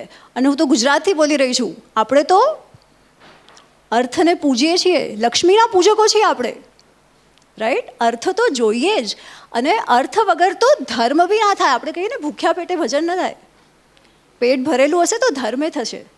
એટલે અર્થે આવશ્યક છે, કામે આવશ્યક છે, પણ અર્થ અને કામ કેવું હોય? ધર્મ સંયુક્ત હોય, એ આવશ્યક છે। પણ ધર્મનો અર્થ શું? તો I'll come to that, I'll take it in the end. But there's something else I want to discuss कि भारतीय ज्ञान परंपरा या सिस्टम यू ट्रांसलेटेड टू प्रणाली, भारतीय ज्ञान परंपरा के भारतीय ज्ञान प्रणाली का कुछ महाभारत में संदर्भ आता है क्या? सो आई सी दिस एज 2 थिंग्स, भारतीय ज्ञान और भारतीय ज्ञान प्रणाली। ठीक है। और जैसे मैं महाभारत के विषय में बता रही थी कि ये आज की बात नहीं है, परंतु अगर आप चाणक्य के अर्थशास्त्र जो है उसका जो पहला चैप्टर है उसका नाम है विनय अधिकरण। विनय का अर्थ है ट्रेनिंग या education, education of a prince. ठीक है। उसमें वो बहुत कुछ कहते हैं और उस पर तो पूरा हम 2-3 घंटे चर्चा कर सकते हैं वो विनय अधिकरण पर। पर उसमें वो कहते हैं कि त्रयी या जो वेद त्रयी है उसके साथ साथ इतिहास पुराण भी पढ़ना आवश्यक है। तो वहाँ पर वो इतिहास की बात करते हैं। धर्मपाल नामक हमारे एक चिंतक रहे हैं, बहुत बड़े विद्वान रहे हैं। उन्होंने जो ब्रिटिश आर्काइव्स में से, ब्रिटिशर्स ने 1830s में भारतीय गुरुकुलों का सर्वेक्षण किया था और उसके कुछ आर्काइव्स में उन्होंने डॉक्यूमेंट्स रखे थे। सो धर्मपाल जी स्टडीड दोज आर्काइव्स टू सी कि भारत में इवन 18th 19th सेंचुरी में क्या क्या पढ़ाते थे गुरुकुलों में। तो अगेन उस टॉपिक का एक अपना ही महत्व है कि भारतीय ज्ञान या भारतीय गुरुकुल में कैसी पढ़ाई होती थी 19th सेंचुरी में। पर उसमें भी एक बात आती है कि जो टॉपिक्स हैं उसमें महाभारत और रामायण तभी भी पढ़ाते थे और बहुत कुछ और। तो महाभारत और रामायण का इतना महत्व क्यों है? तो जैसे मैं इसे समझती हूँ, क्योंकि धर्म अर्थ काम मोक्ष उसकी सीख हमें मिलती है, पर ये सीख केवल महाभारत से मिलती है ऐसा तो नहीं है। हमारे पास धर्मशास्त्र है, वेद उपनिषद है, हर जगह धर्म अर्थ काम मोक्ष की बात मिलती है, क्या करो क्या ना करो। धर्मशास्त्र में तो और भी क्लियर है। तो फिर इतिहास जिसे मैं महाभारत रामायण कहती हूँ, या जो परंपरा जिसे महाभारत रामायण कहती है, why is that important? Now I come from a management background. मैं यहीं आपके ही नगर में पढ़ी हूँ, MBA मैंने यहीं से किया है।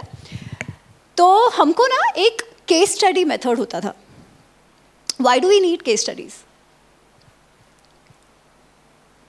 क्या करना है क्या नहीं, यू स्टडी एनीवेज ना, theory you have, but then why do you need case studies? Okay, let me tell you a story. This is not from Mahabharata, but I love this story. तो एक ब्रह्मचारी थे, उन्होंने गुरुकुल में पढ़ाई की और गुरुकुल में उन्होंने ये पढ़ा कि सब कुछ ब्रह्म है। गीता में भी आता है ना कि सब में आप आत्मा को देखिए, सब में वो देव तत्व को देखिए। आप में जो देव तत्व है वही सब में है, सब कुछ एक जैसा है, सब में ब्रह्म है। तो ब्रह्मचारी जो शिष्य थे उन्होंने बहुत अच्छे से पढ़ लिया कि हाँ हाँ सब में ब्रह्म है, सब में ब्रह्म है। और वो रास्ते से जा रहे थे, तो रास्ते से जब जा रहे थे तो एक माहूत जो है, जो हाथी का ध्यान रखता है, वो भागते भागते आया और वो बोले अरे भागो भागो भागो, वो जो हाथी है वो पागल हो गया है, आप भागो, इस रास्ते से भागो। तो जितने लोग रास्ते पे थे सब भागने लगे और ये ब्रह्मचारी कह रहे अरे नहीं, मुझे तो गुरुजी ने कहा है सब में ब्रह्म है, जो आत्मा मुझ में है वही उस हाथी में भी है, क्या डरने की आवश्यकता, मैं तो चाहूँगा। और वो चलते रहा और सामने से जब हाथी आया तो हाथी ने उसे कुचल दिया और उसके हाथ पग रंगाई गया ना, આપણે જેમ કહીએ ને। તો પછી એ કે અરે આ શું, મને તો ગુરુજીએ કીધું હતું એનામાં આત્મા છે, પણ એ હાથીએ તો મને આવી રીતે પાડી નાખ્યો અને મને દબાવી દીધો। તો ગુરુજી આતે हैं और उसे जो भी अच्छे पाटा पिंडी એની બધી કરી અને એ કે અરે तू हट्यो नहीं, तने कीधु तू मौला माहौत है कि वो पागल हाथी आ रहा है, तुम यहाँ से गए नहीं। तो शिष्य बोलता अरे गुरुजी आपने ही तो कहा था उसमें भी आत्मा है ना, और अब आप ही कह रहे हो अरे भाग जाओ, आत्मा से डरना क्या, पर आप, मैं नहीं डरा, आपकी बात मानी इसलिए मेरी ये हालत हो गई। तो गुरुजी कहते हैं अरे मूर्ख, ते हाथी में आत्मा जोयो, बोला माहौत में न जोयो, तने माहौत केवा आवेलो ने। तो फर्क आ छे कि ज्ञान तो होय, क्या करना क्या नहीं करना, थियोरी तो है, how do you implement it, how do you make it real in life, for that we have case studies, right? Anybody of you has seen case studies? या तो उसमें क्या होता है, जो सम रियल लाइफ प्रिंसिपल को वो लोग बताते हैं जिससे we understand how to implement things, हमारे जीवन में कैसे उसका प्रयोग करें, उपयोग करें और उसे जिए। महाभारत रामायण वही है, they are case studies of life. हमारे पूर्वजों ने उनका जीवन कैसे जिया उससे हमें सीख मिले, क्या करने से क्या हुआ, क्या नहीं करने से क्या हुआ। आज अगर अर्जुन को हम श्रेष्ठ मानते हैं तो क्यों मानते हैं, अगर दुर्योधन और कर्ण के साथ जो हुआ वो क्यों हुआ, क्या उससे हम अपने जीवन में सीख सकते हैं। एक मुझे लगता है कई बार जब महाभारत रामायण की बात आती है तो हम उसे एक्सटर्नलाइज कर देते हैं, नहीं हाँ श्री राम ने किया ये अच्छा नहीं किया, कर्ण ने जी जो किया वो तो ठीक था, उसके साथ तो बेचारे के साथ बहुत अन्याय हुआ था, है ना। इट्स ऑल एक्सटर्नल, ऐसे कैसे कर दिया, मैं तो ये नहीं मानता। अरे it is not about them, बात ये है कि उनके जीवन से आप अपने जीवन में कुछ सीख सकते हो क्या। जजमेंट केवल नहीं करना है, क्या हम अपने आप को उनके पोजीशन में डालकर देख सकते हैं कि हम उस पोजीशन में क्या करते? तब जाकर जब हमारे जीवन में ऐसे सिचुएशंस आएंगे तो हमें जीवन कैसे जिए, निर्णय कैसे ले, इसकी सीख मिल सकती है। तो जब इतिहास पढ़ते हैं तो उसे एक्सटर्नलाइज मत करिए, उसे इंटरनलाइज करिए, rather than judging them, learn from them. परंतु आपको सीख भी सही लेनी है तो इतिहास को इतिहास के रूप में जानना होगा, सही इतिहास समझना होगा, कहीं सुनी बातों से नहीं, not fiction but Mahabharata and Ramayana for what it is. Anyways that's a topic for another day. तो मैं कह रही थी ज्ञान प्रणाली, ज्ञान परंपरा और ज्ञान, इन दोनों के विषय में मुझे थोड़ा थोड़ा बात करना है जो हमें महाभारत से जानने मिलता है। तो पहली बात तो when I say case studies there should be some principles we learn, कुछ सिद्धांत हमें उस ग्रंथ से मिलने चाहिए। तो महाभारत में ज्ञान सिस्टम, द नॉलेज सिस्टम के बारे में क्या है, ठीक है। So one thing we see is that what do they teach.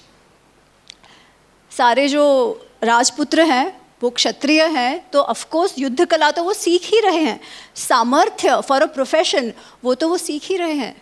पर क्या आप जानते हैं साथ साथ में वो लाइफ स्किल्स की हम जो बात करते हैं ना वो भी सीख रहे हैं। कल एक जो वक्ता थे उन्होंने इस पर थोड़ा सा कहा भी था कि भीम जो है वो एक अच्छा गदा तो वो चलाते थे बट साथ साथ बहुत ही अच्छे कुक थे। He was an excellent chef and that served him जब वो लोग अज्ञातवास में थे, है ना। उसी तरीके से सहदेव और नकुल जो थे, एक जो था उसे प्राणियों की रक्षा करना बहुत अच्छे से आता था, दूसरे को घोड़ों, एक को गाय की रक्षा करना, दूसरों को घोड़ों की रक्षा करना बहुत अच्छे से आता था। So it was not only about learning one skill, you learn all the skills जो आज के टाइम पे हम जो वोकेशनल स्किल्स बोलते हैं ना, those life skills they learn even at that time. दूसरी बात यह है कि पढ़ाई आपने स्कूल में कर ली, ख़त्म, ऐसा नहीं होता। आजकल there is a concept on the job learning, continuous learning, right.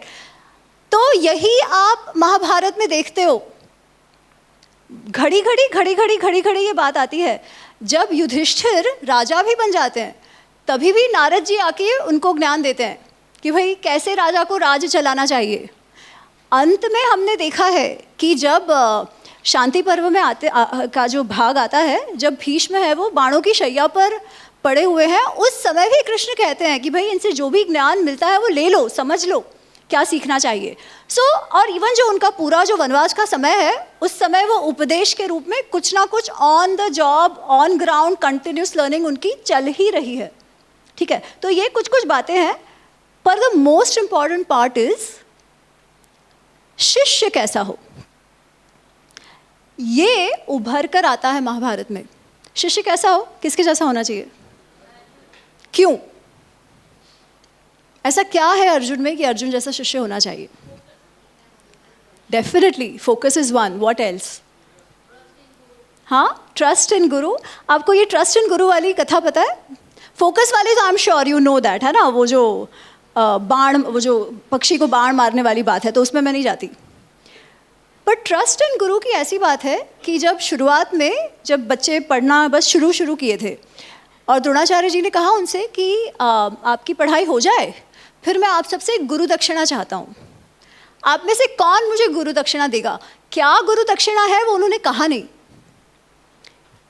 4 Pandav और सारे कौरव और बाकी जो भी प्रिंसेस वहाँ पर बैठे थे, किसी ने कुछ नहीं बोला, बिकॉज सब सोच रहे हैं कि अरे क्या मांग लेंगे, क्या पता हम दे पाएंगे नहीं दे पाएंगे।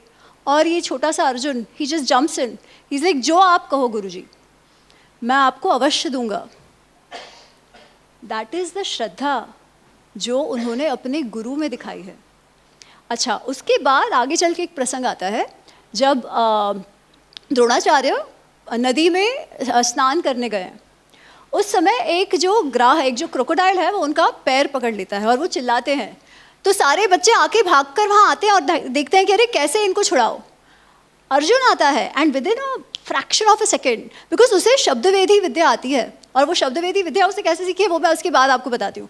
उसने अपना बाण लिया, चलाया, वो क्रोकोडाइल को मार दिया और गुरुजी को बचाया with in a moment second. कि भाई डिसीजन लेना है, कर देना है, बैठ के सोचते नहीं रहना है। पर वो कैसे कर पाया वो? क्योंकि उसने वो विद्या सीखी। और वो विद्या उसने कैसे सीखी उसकी भी एक बहुत ही सुंदर कथा है। अर्जुन का ना हमेशा, Arjun was always focused, he was very clear about his goal कि भाई मुझे जितना भी मेरे गुरुजी को आता है वो सारा सीख लेना है, सीखना है, सीखना है, सीखना है। क्यों? क्योंकि सबसे उत्कृष्ट बनना है। ठीक है, तो ये बात द्रोणाचार्य समझ गए थे और उनको ऐसा था कि भाई ये बच्चा तो कोई विद्या मेरे पास छोड़ेगा नहीं। इसलिए एक बार उन्होंने अपने जो कुक था उनसे कहा कि भाई बच्चे, ये जो अर्जुन है ना, उसे कभी भी आप अंधेरे में खाना मत खिलाना, अंधेरे होने के पहले ही खिला देना, अंधेरे में कभी मत खाना खिलाना इसे, और उसे बताना मत कि मैंने तुमको ये कहा है। तो वो बोले ठीक है। पर संयोगवश क्या होता है कि एक दिन बहुत आंधी चलती है और जो दिए लगे होते हैं सारे बुझ जाते हैं। बच्चे तो खाना खा रहे हैं, अर्जुन भी खाना खा रहा है जैसे सब लोग खाना खा रहे हैं, और अर्जुन के दिमाग में एक बात आती है कि मुझे दिख नहीं रहा मेरा हाथ, फिर भी हाथ तो मेरे मुंह में ही जा रहा है देखे बिना, है ना? आप देखिए, हम सबका जाता है, देखने की आवश्यकता नहीं है। तो वो कहता है ये बात कैसे हुई? ये इसलिए हुई क्योंकि मेरे हाथ को प्रैक्टिस हो गई है, अभ्यास हो गया है इस एक्शन का। उसका अर्थ, अगर मैं अभ्यास करता रहूं तो मैं कोई भी चीज़ में एक्सपर्टीज हासिल कर सकता हूं। वो दिन और एंड का दिन, अर्जुन रात को कभी नहीं सोया, मतलब रात को तो एटलीस्ट वो प्रैक्टिस करता था। क्या? शब्द वेदी। वो प्रैक्टिस करने लगा। एक दिन द्रोणाचार्य जी को आवाज़ आया और वो बाहर आए और उन्होंने देखा ये बच्चा प्रैक्टिस कर रहा है। अब आप सोचो, ऐसा जो शिष्य हो वो किसे ना पसंद आए। That is why Arjun is his favourite. और केवल उनका नहीं, आप देखो जो एटीट्यूड रहा है अर्जुन का, उसी के कारण 5 वर्ष के अंदर जब वो इंद्र के नगर जाता है, वो गंधर्व विद्या सीख लेता है, नृत्य और संगीत सीख लेता है। That is his dedication, right? अच्छा, अब गंधर्व विद्या की तो बात ऐसी है कि हम कहते हैं ना होलिस्टिक लर्निंग, होलिस्टिक लर्निंग में आर्ट, म्यूज़िक सब कुछ सीखना चाहिए। तो ये हमेशा से गुरुकुल का पार्ट होता था। आपको पता है रामायण में श्री राम को क्या कहते हैं? There is another name for Shri Ram, हाँ, गंधर्व श्रेष्ठ। उनको गंधर्व श्रेष्ठ कहा जाता है क्योंकि उनको भी संगीत, नृत्य, शिल्पकला उसका बहुत गहन ज्ञान है। तो ये सब बच्चों को तभी भी पढ़ाया जाता था। एनीवेज, तो ये अर्जुन की मैं बात कर रही थी। पर अर्जुन की एक बहुत बड़ी क्वालिटी है जो एक स्टूडेंट में होना अत्यंत आवश्यक है। स्टूडेंट में, हम सब में, बट स्पेशली स्टूडेंट्स में। वो क्या है? जिज्ञासा। हाँ, जिज्ञासा तो है ही, डेडिकेशन, फोकस, ये सब तो है ही, विच वी सॉ। पेशेंस, हाँ, वो तो of course you can't practice without that, है ना? Attitude and aptitude, yes. हाँ हाँ, कॉन्फिडेंस, समर्पण, ठीक है, ये सब तो है ही। But there is one more thing. Arjun जब कुरुक्षेत्र में है, ठीक है, अर्जुन जब कुरुक्षेत्र में है, और पहले तो वो कहता है न योत्से गोविंद, मैं नहीं लड़ सकता, है ना, क्योंकि ऐसा हो जाएगा, वैसे हो जाएगा, जो भी धर्म संकट में वो पड़ा है, वो कहता है मैं नहीं लड़ सकता। उसके बाद वो कुछ कहता है, वो कहता है कार्पण्य दोषो उपहत स्वभाव पृच्छामि त्वाम धर्म सम्मूढ़ चेता। मैं बहुत कंफ्यूज हूँ, मुझे समझ नहीं आ रही ये चीज़ें। ये है Arjun, one of the greatest warriors of all times. वो कह रहा है मैं कंफ्यूज हूँ, मुझे कुछ समझ नहीं आ रहा है, आई एक्सेप्ट मुझे नहीं समझ आ रहा है। फिर क्या कहता है वो? आई सरेंडर टू यू शिष्यस्ते हम शाधिमाम त्वम प्रपन्न। मैं आपके पास आपका शिष्य बनकर आया हूँ। आई सरेंडर टू यू, मैं आपको समर्पण करता हूँ, आप मुझे बताइए सही क्या है, मेरे लिए क्या सही है वो आप मुझे बताइए। ये ह्यूमिलिटी होना अत्यंत आवश्यक है, टू एक्सेप्ट कि मुझे नहीं पता, मुझे इस समय सहयोग की आवश्यकता है, गाइडेंस की आवश्यकता है। ये अगर स्वभाव में नहीं हो तो क्या होता है, कोई अच्छा फीडबैक दे रहा है तो भी हम लड़ने से तैयार हो जाते हैं, है ना।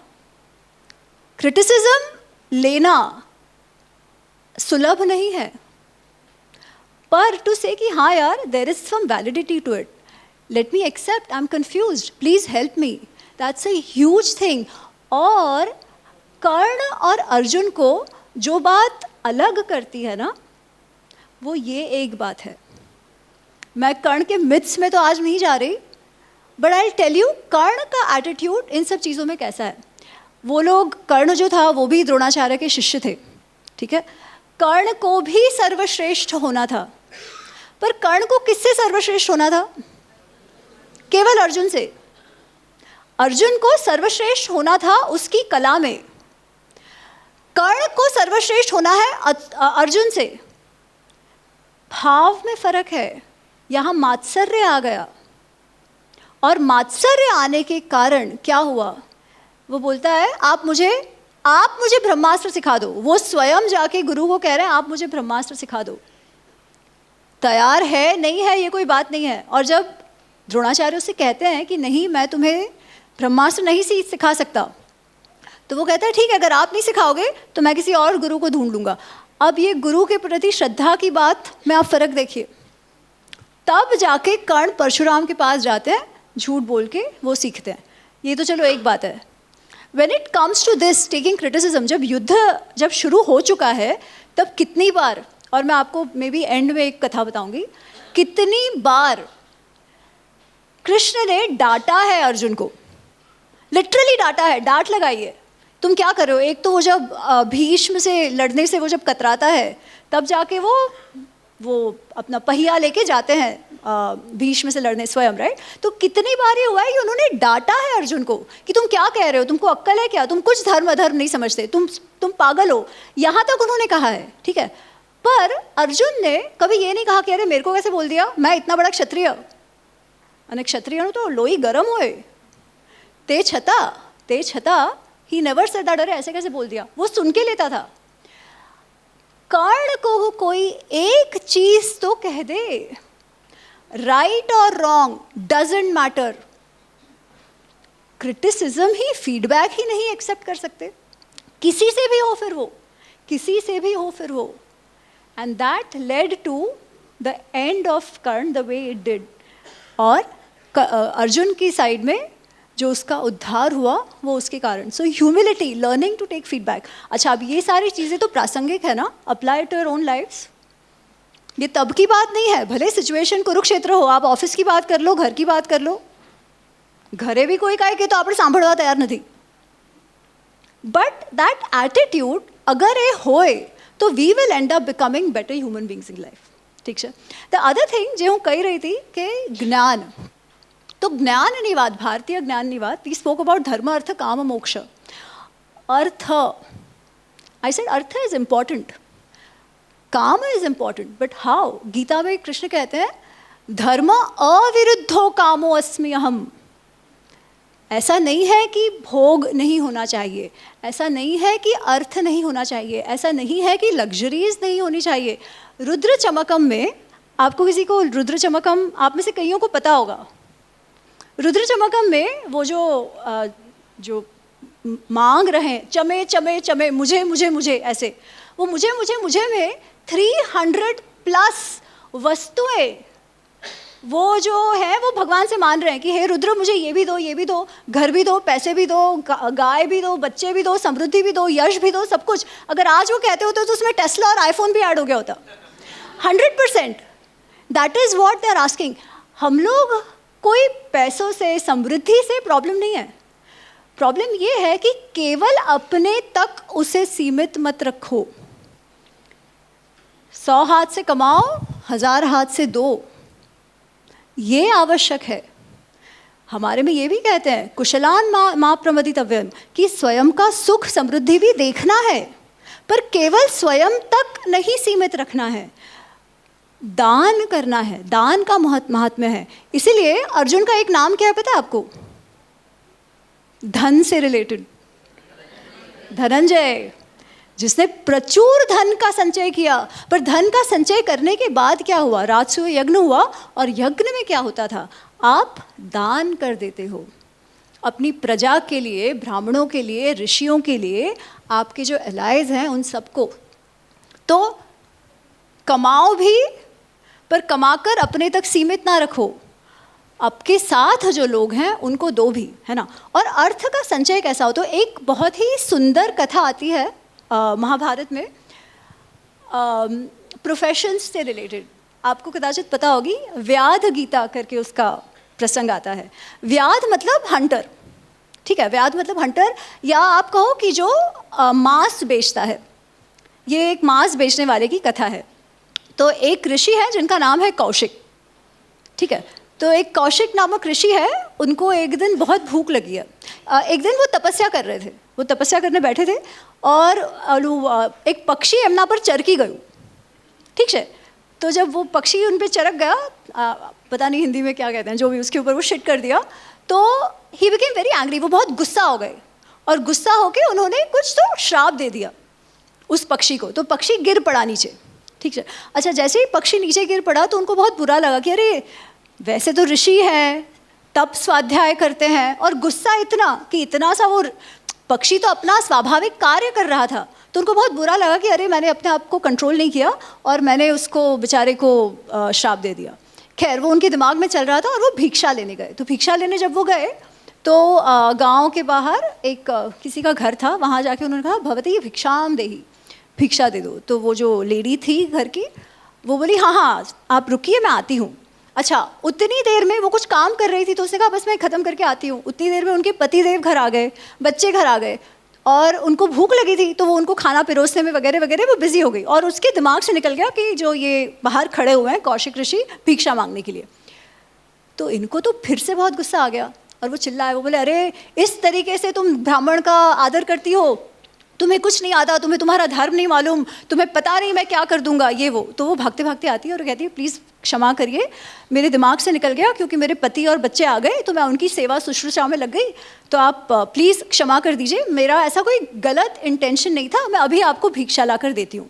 पर ये तो गुस्से में थे, ऐसे फड़फड़ा रहे थे।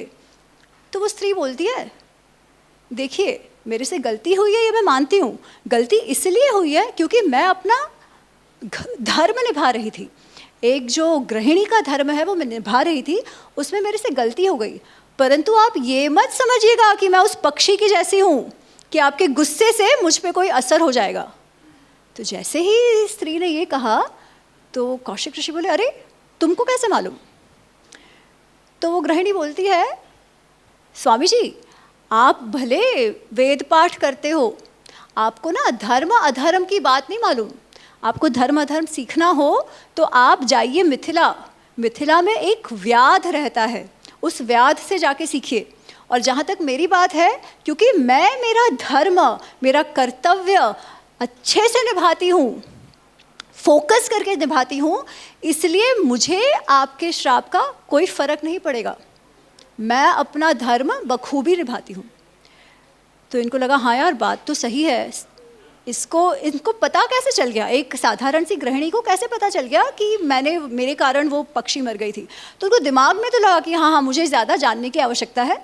तो बोले ठीक है मैं जाता हूँ मिथिला उस व्याध से मिलने। तो वो कुछ दिनों बाद मिथिला पहुँचे, और जब मिथिला पहुँचे तो व्याध अपने दुकान पे बैठा था। जैसे मैंने कहा व्याध इज़ अ मीट सेलर, मांस बेचने वाला, और ये है ब्राह्मण ऋषि। ठीक है, हम महाभारत की जब बात करते हैं और हर बार जब भारतीय ज्ञान और भारतीय इतिहास की बात आती है तो हम जातिवाद जातिवाद जातिवाद ही सुनते हैं नैरेटिव में। यहाँ पे वो एक मांस बेचने वाला है जिसके पास एक ऋषि जाते हैं, और जब वो जो सीन उन्होंने दिखाया है उसमें ऐसा है कि वो व्याध बैठा है, उसके आजू बाजू में जो उनसे मीट खरीदने आए हैं लोग, और वो कहीं पर बकरी का मांस, कहीं सुअर का मांस, ये सब पड़ा हुआ है और वो बेच रहा है, क्योंकि उसका कार्य ही था, उसका काम था, उसका प्रोफेशन था वो। तो पहले तो वो ऋषि को थोड़ी सी घृणा सी होती है कि अरे ये कहाँ मैं आ गया, पर वो वहाँ जाके बैठ जाते हैं। तो व्याध उनको देखता है और अपना काम निपटाता है और उनके पास जाता है और कहते हैं कि ये आपके बैठने की लायक जगह नहीं है, आप अगर चाहो तो आप मेरे घर आ सकते हो।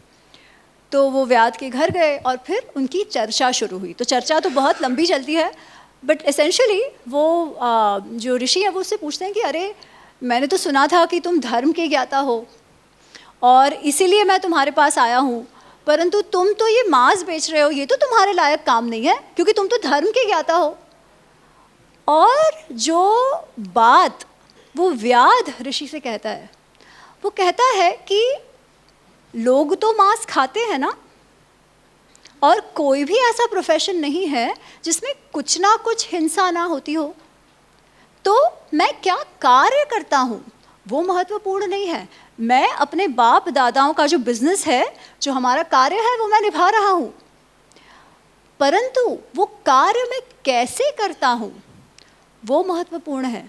मैं कभी भी मेरे खरीदारों के साथ छल नहीं करता, मैं वज़न का पक्का हूँ, मैं झूठ नहीं बोलता, मैं अपने घर पर अपने बीवी बच्चों की, अपने माता पिता की सिंगल माइंडेडली सेवा करता हूँ। जो एक मनुष्य को जो भी कर्तव्य निभाने चाहिए वो सब मैं करता हूँ। जो मांस बेचना है वो तो मेरी वृत्ति है, जिससे मेरी आजीविका चलती है, और इसमें भी मैं कुछ इल्लीगल नहीं कर रहा हूँ। तो फिर इसमें बुरा क्या है? अब आप मुझे बताइए, what do we learn from this very simple episode? और इसका एंड ये होता है कि और लंबी लंबी चर्चा चलती है वगैरह वगैरह, और फिर वो व्याध वो ऋषि को कहता है कि आपको धर्म की ज्ञान क्यों नहीं है? ठीक है, तो धर्म का ज्ञान क्यों नहीं है? क्योंकि वो कहता है कि आप निकल आए सन्यास लेकर, पर आपने आपके मम्मी पापा से परमिशन भी नहीं ली, आप परमिशन लिए बिना आ गए। वो आज भी आपके लिए तड़प रहे हैं, आज भी आपकी राह देखते प्रतीक्षा करते हुए बैठे हैं, आपने उनका दिल दुखाया है। आपको धर्म कभी आ ही नहीं सकता, आप जाइए वापस, उनकी सेवा करिए, उनसे परमिशन लेके फिर आइए, तब आपका जीवन सफल होगा। ठीक है, so that is how it eventually ends. But ये जो प्रसंग आता है आजीविका का, उससे आप क्या सीखते हैं? उससे आपको क्या समझ आ रहा है? देयर इज़ नो राइट और रॉन्ग आंसर। ठीक है, मैं केवल आपसे पूछ रही हूँ क्योंकि ये कथा महाभारत में आती है और इस कथा का बड़ा महात्म्य है। हाँ जी, एब्सोल्युटली।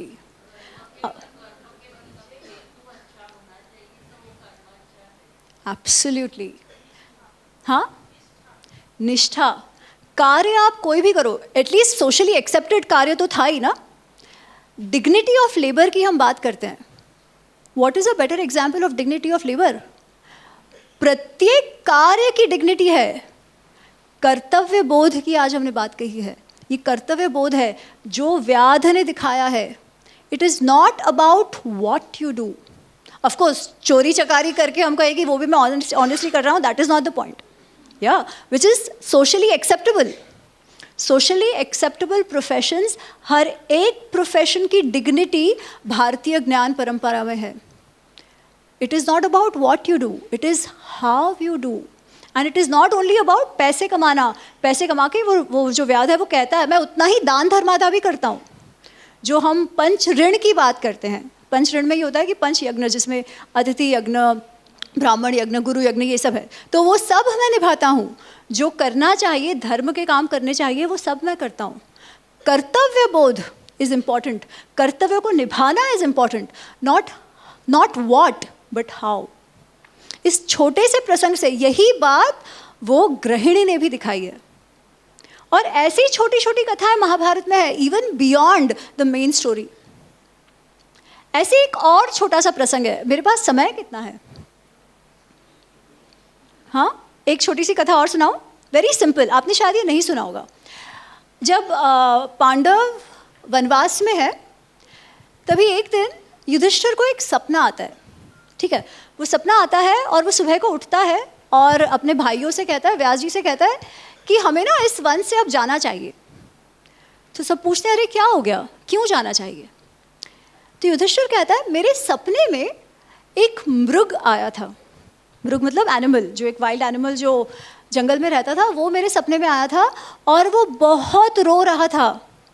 बहुत रो कर वो मुझसे विनती कर रहा था कि आप यहाँ से जाइए।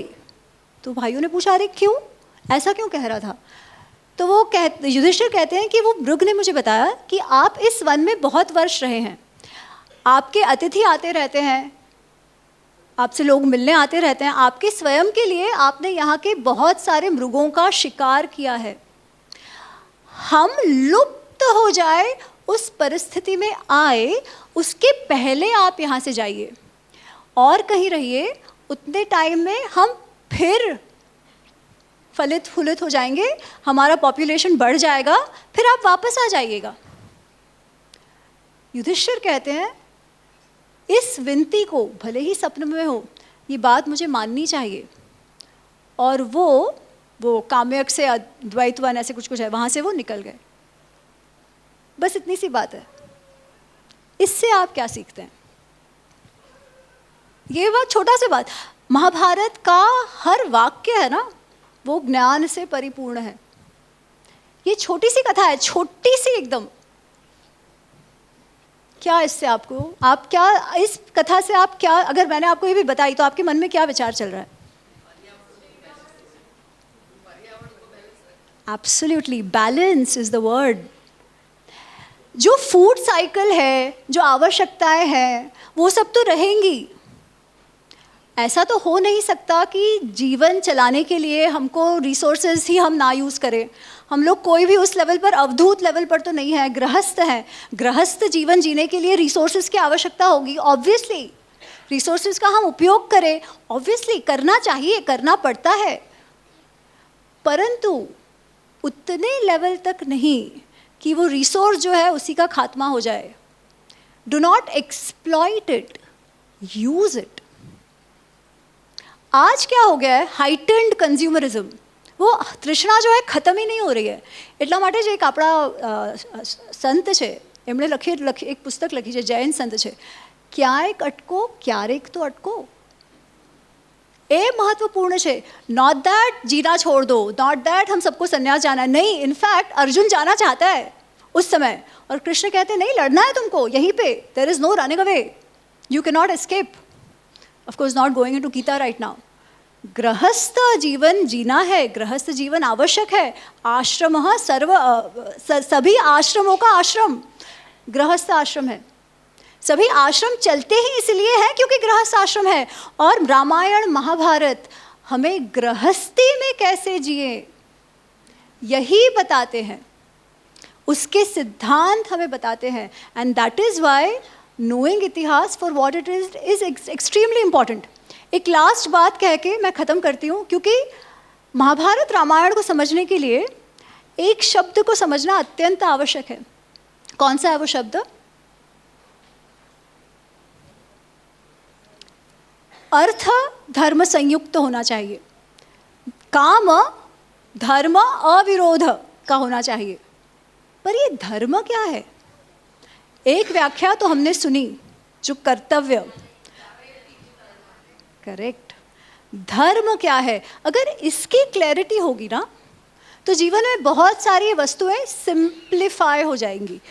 प्रॉब्लम्स चले जाएंगे ऐसा नहीं है, पर सिंप्लीफाई हो जाएंगी। तो वो धर्म क्या है? धर्म धारयति इति धर्म, आपने बताया, जो धारण करता है वो धर्म है। एक ऐसा सिद्धांत दैट अपहोल्ड्स एंड सस्टेन्स। धारणात धर्मिति आहु, धर्मो धारयति प्रजा, यह स्यात् धारण संयुक्तम सह धर्म इति निश्चयः।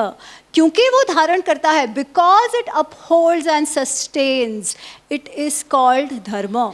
इसकी और एक व्याख्या आती है, प्रभवर्थाय भूतानाम धर्म प्रवचनम कृतम, यह स्यात् प्रभव संयुक्तम सह धर्म इति निश्चयः। प्रभव समाज का, प्रोग्रेस, समृद्धि, अभ्युदय, निश्रेयस। जब when we don't just survive but we thrive and we grow and we prosper, धर्म उसका सिद्धांत है। बट कैसे? when it is aligned with sustainability. What sustainability? What is sustainability? कोई भी समाज चलता रहे, उस समाज का ग्रोथ होता रहे, प्रभव होता रहे, समृद्धि बढ़ती रहे, उस प्रकार से जीवन जीने को धर्म संयुक्त जीवन कहते हैं। इसका अर्थ क्या? एक परिवार भी तो एक सोसाइटी सिस्टम है ना, परिवार भी एक सिस्टम है। उसका एक एग्जाम्पल लेते हैं। हम सब चाहते हैं कि परिवार से हमें कुछ ना कुछ फ़ायदा मिलता है। परिवार क्यों चाहिए? Why do? कुटुंब की आवश्यकता क्या है? जब हम कुटुंब का भाग हैं तो हमें उसके बहुत सारे बेनिफिट्स मिलते हैं। प्रेम मिलता है, सेवा हो जाती है, खाना पीना ध्यान रखते हैं, सब कुछ होता है ना। कॉन्फिडेंस मिलता है, हम उस ग्रुप का भाग हैं। परंतु अगर हम ऐसा कहें कि मैं कुटुंब से लूँगा दूंगा कुछ नहीं, तो क्या वो कुटुंब रहेगा साथ? टूट जाएगा कभी ना कभी। क्या आप एक भाई को एक्सप्लॉइट करते रहो और दूसरा अपना कोई कर्तव्य ना निभाए, तो क्या वो कुटुंब साथ रहेगा? तो अगर कुटुंब को साथ रखना है तो प्रत्येक स्टेक होल्डर, जो हम बात करते हैं, every stakeholder in that system, here we are talking about a family system, उसको अपना धर्म निभाना है। पिता धर्म, पुत्र धर्म, पत्नी धर्म, पुत्री धर्म, प्रत्येक धर्म। जब हम सब हमारा धर्म निभाएंगे तो वो कुटुंब हमको धारण करता रहेगा और कुटुंब सस्टेन होता रहेगा। यही बात को हमारे जीवन के प्रत्येक एस्पेक्ट में लगानी है। अगर ये समझ में आ गया तो धर्म अधर्म इसकी क्लैरिटी हो जाएगी। थैंक यू सो मच, और मुझे ये अवसर देने के लिए बहुत बहुत धन्यवाद। जय श्री कृष्णा, जय श्री राम।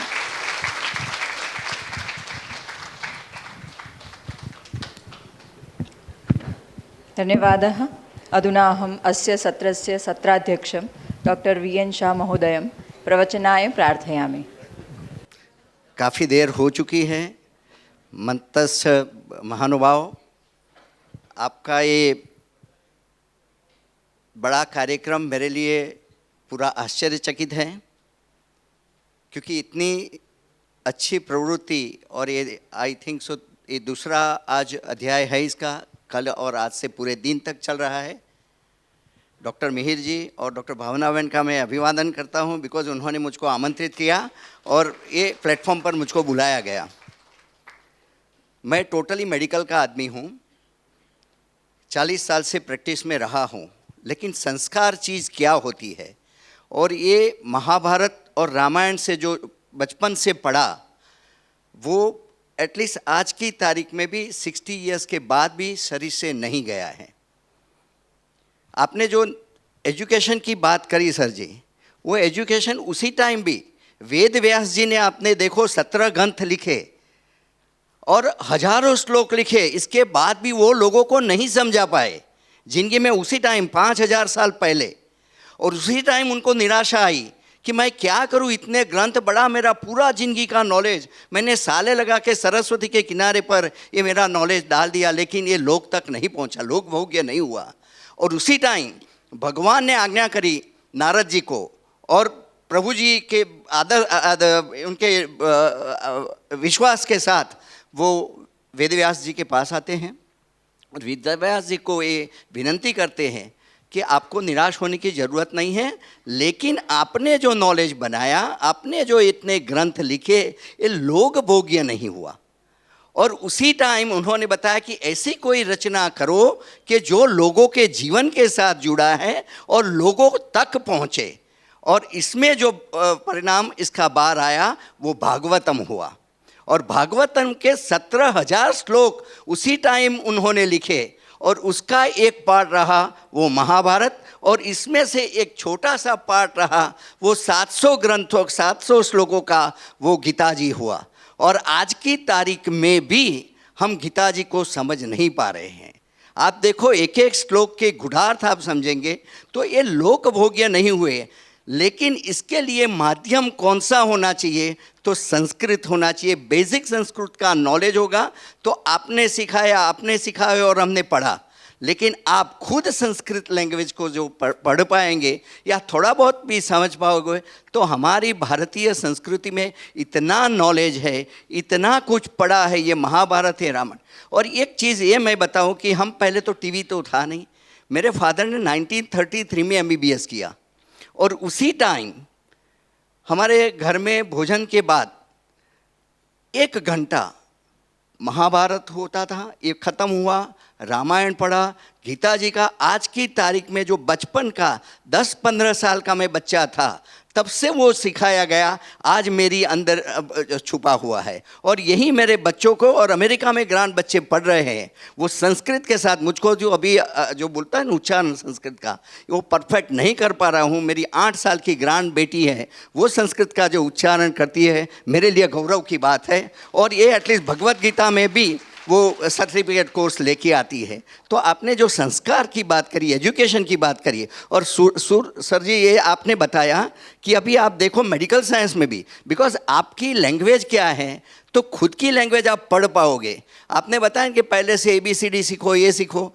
अभी मेडिकल साइंस में भी यही साल से 2023 से रीजनल लैंग्वेज में मेडिसिन बढ़ाएंगे। वो हमारी मेडिकल का चेंज आ गया। और अभी जो भी हमारे, बिकॉज क्या है कि हमारे डिजीज़ ऐसे हैं, मुझको पता है कि मेरा जब भी एक एग्जाम था, मैं एक एग्जांपल दे देता हूँ कि मेरा MBBS का एक एग्जामिनेशन था, सर्जरी का था। मैं जो पूछने को जा रहा था बच्चा समझ नहीं पा रहा था। अभी बच्चा नहीं समझा बिकॉज ये राजस्थान से आया था। अभी मैं जो बिकॉज एग्जामिनर पीछे खड़ा था कि मैं बात कर रहा हूँ, लेकिन ये जो है वो मेरा जो आशय था वो समझ नहीं पा रहा था। तो उनको पता चल गया कि ये जो स्टूडेंट बोल रहा है और ये समझ नहीं पा रहा। तो लैंग्वेज इज़ अ बैरियर। आप देखो गांव से कोई आता है, आदिवासी कोई आता है, और मैं तो इंग्लिश मीडियम में पढ़ा, मैं उनको कैसे समझ पाऊंगा? तो ये जो है वो एटलीस्ट अभी नए एजुकेशन सोसाइटी में आ रहा है। और दूसरा मैं आपके साथ बात इतना करूं कि हमारे यहाँ 1958 से एजुकेशन की संस्थाएं चल रही है। मैं 40 साल से उनके साथ जुड़ा हूँ। 1982 से हमारे यहाँ मानसा गांधीनगर के करीब में हैं, और करीबन हमने 1 लाख स्टूडेंट्स को पढ़ाया। और इसमें पर्टिकुलरली 38,000 गर्ल्स है। लड़की पढ़ेगी तो समाज ऊंचा आएगा, बिकॉज बेसिक एजुकेशन लड़कियों तक पहुंचना चाहिए। और आपने जो अभी विद्वता के साथ बताया कि ये प्राइमरी एजुकेशन, बेसिक नॉलेज पहुंचना चाहिए, और इसकी एक शुरुआत हमने, शुभ शुरुआत 3 साल पहले करी। और हमने कंपलसरी भगवत गीता, बिकॉज हमारे यहाँ 3 इंग्लिश संस्कृत के प्रोफेसर है, तो उनको बुला के मैंने बात करा कि अपना समय देके बच्चों को कुछ न कुछ इंस्पिरेशन संस्कृत के बारे में तो करो। और उन्होंने, हमने अपना खुद का एक सर्टिफिकेट कोर्स बनाया, और हर साल अभी इतने स्टूडेंट्स जो हैं वो संस्कृत का ज्ञान ले रहे हैं, भगवत गीता को कंपलसरी पढ़ रहे हैं, और एग्ज़ाम के लिए खुद के लिए तैयार करके अपीयर हो रहे हैं। अभी fortunately last before fortnight government of Gujarat ने भी 8वीं 9वीं और 10वीं कक्षा में भगवत गीता का कोर्स किया, तो वो सराहनीय थे। पास तो था। अभी नए एजुकेशन पॉलिसी में हम एक्सपेक्ट ऐसा करें कि एटलीस्ट हमारा संसार में बचपन से कहीं ना कहीं ज्ञान और ये संस्कृत, बिकॉज संस्कृत नहीं सीखेंगे तो भारतवर्ष को नहीं समझ पाएंगे। और भारत क्या है वो तो हम सब जानते हैं। और अभी एटलीस्ट विश्व गुरु की ओर हम एटलीस्ट प्राणायाम कर चुके हैं, और मैं मानता हूँ कि हमारे जीते जी कहीं ना कहीं हमको ये देखने को मिलेगा कि भारत विश्व गुरु है। जय हिंद।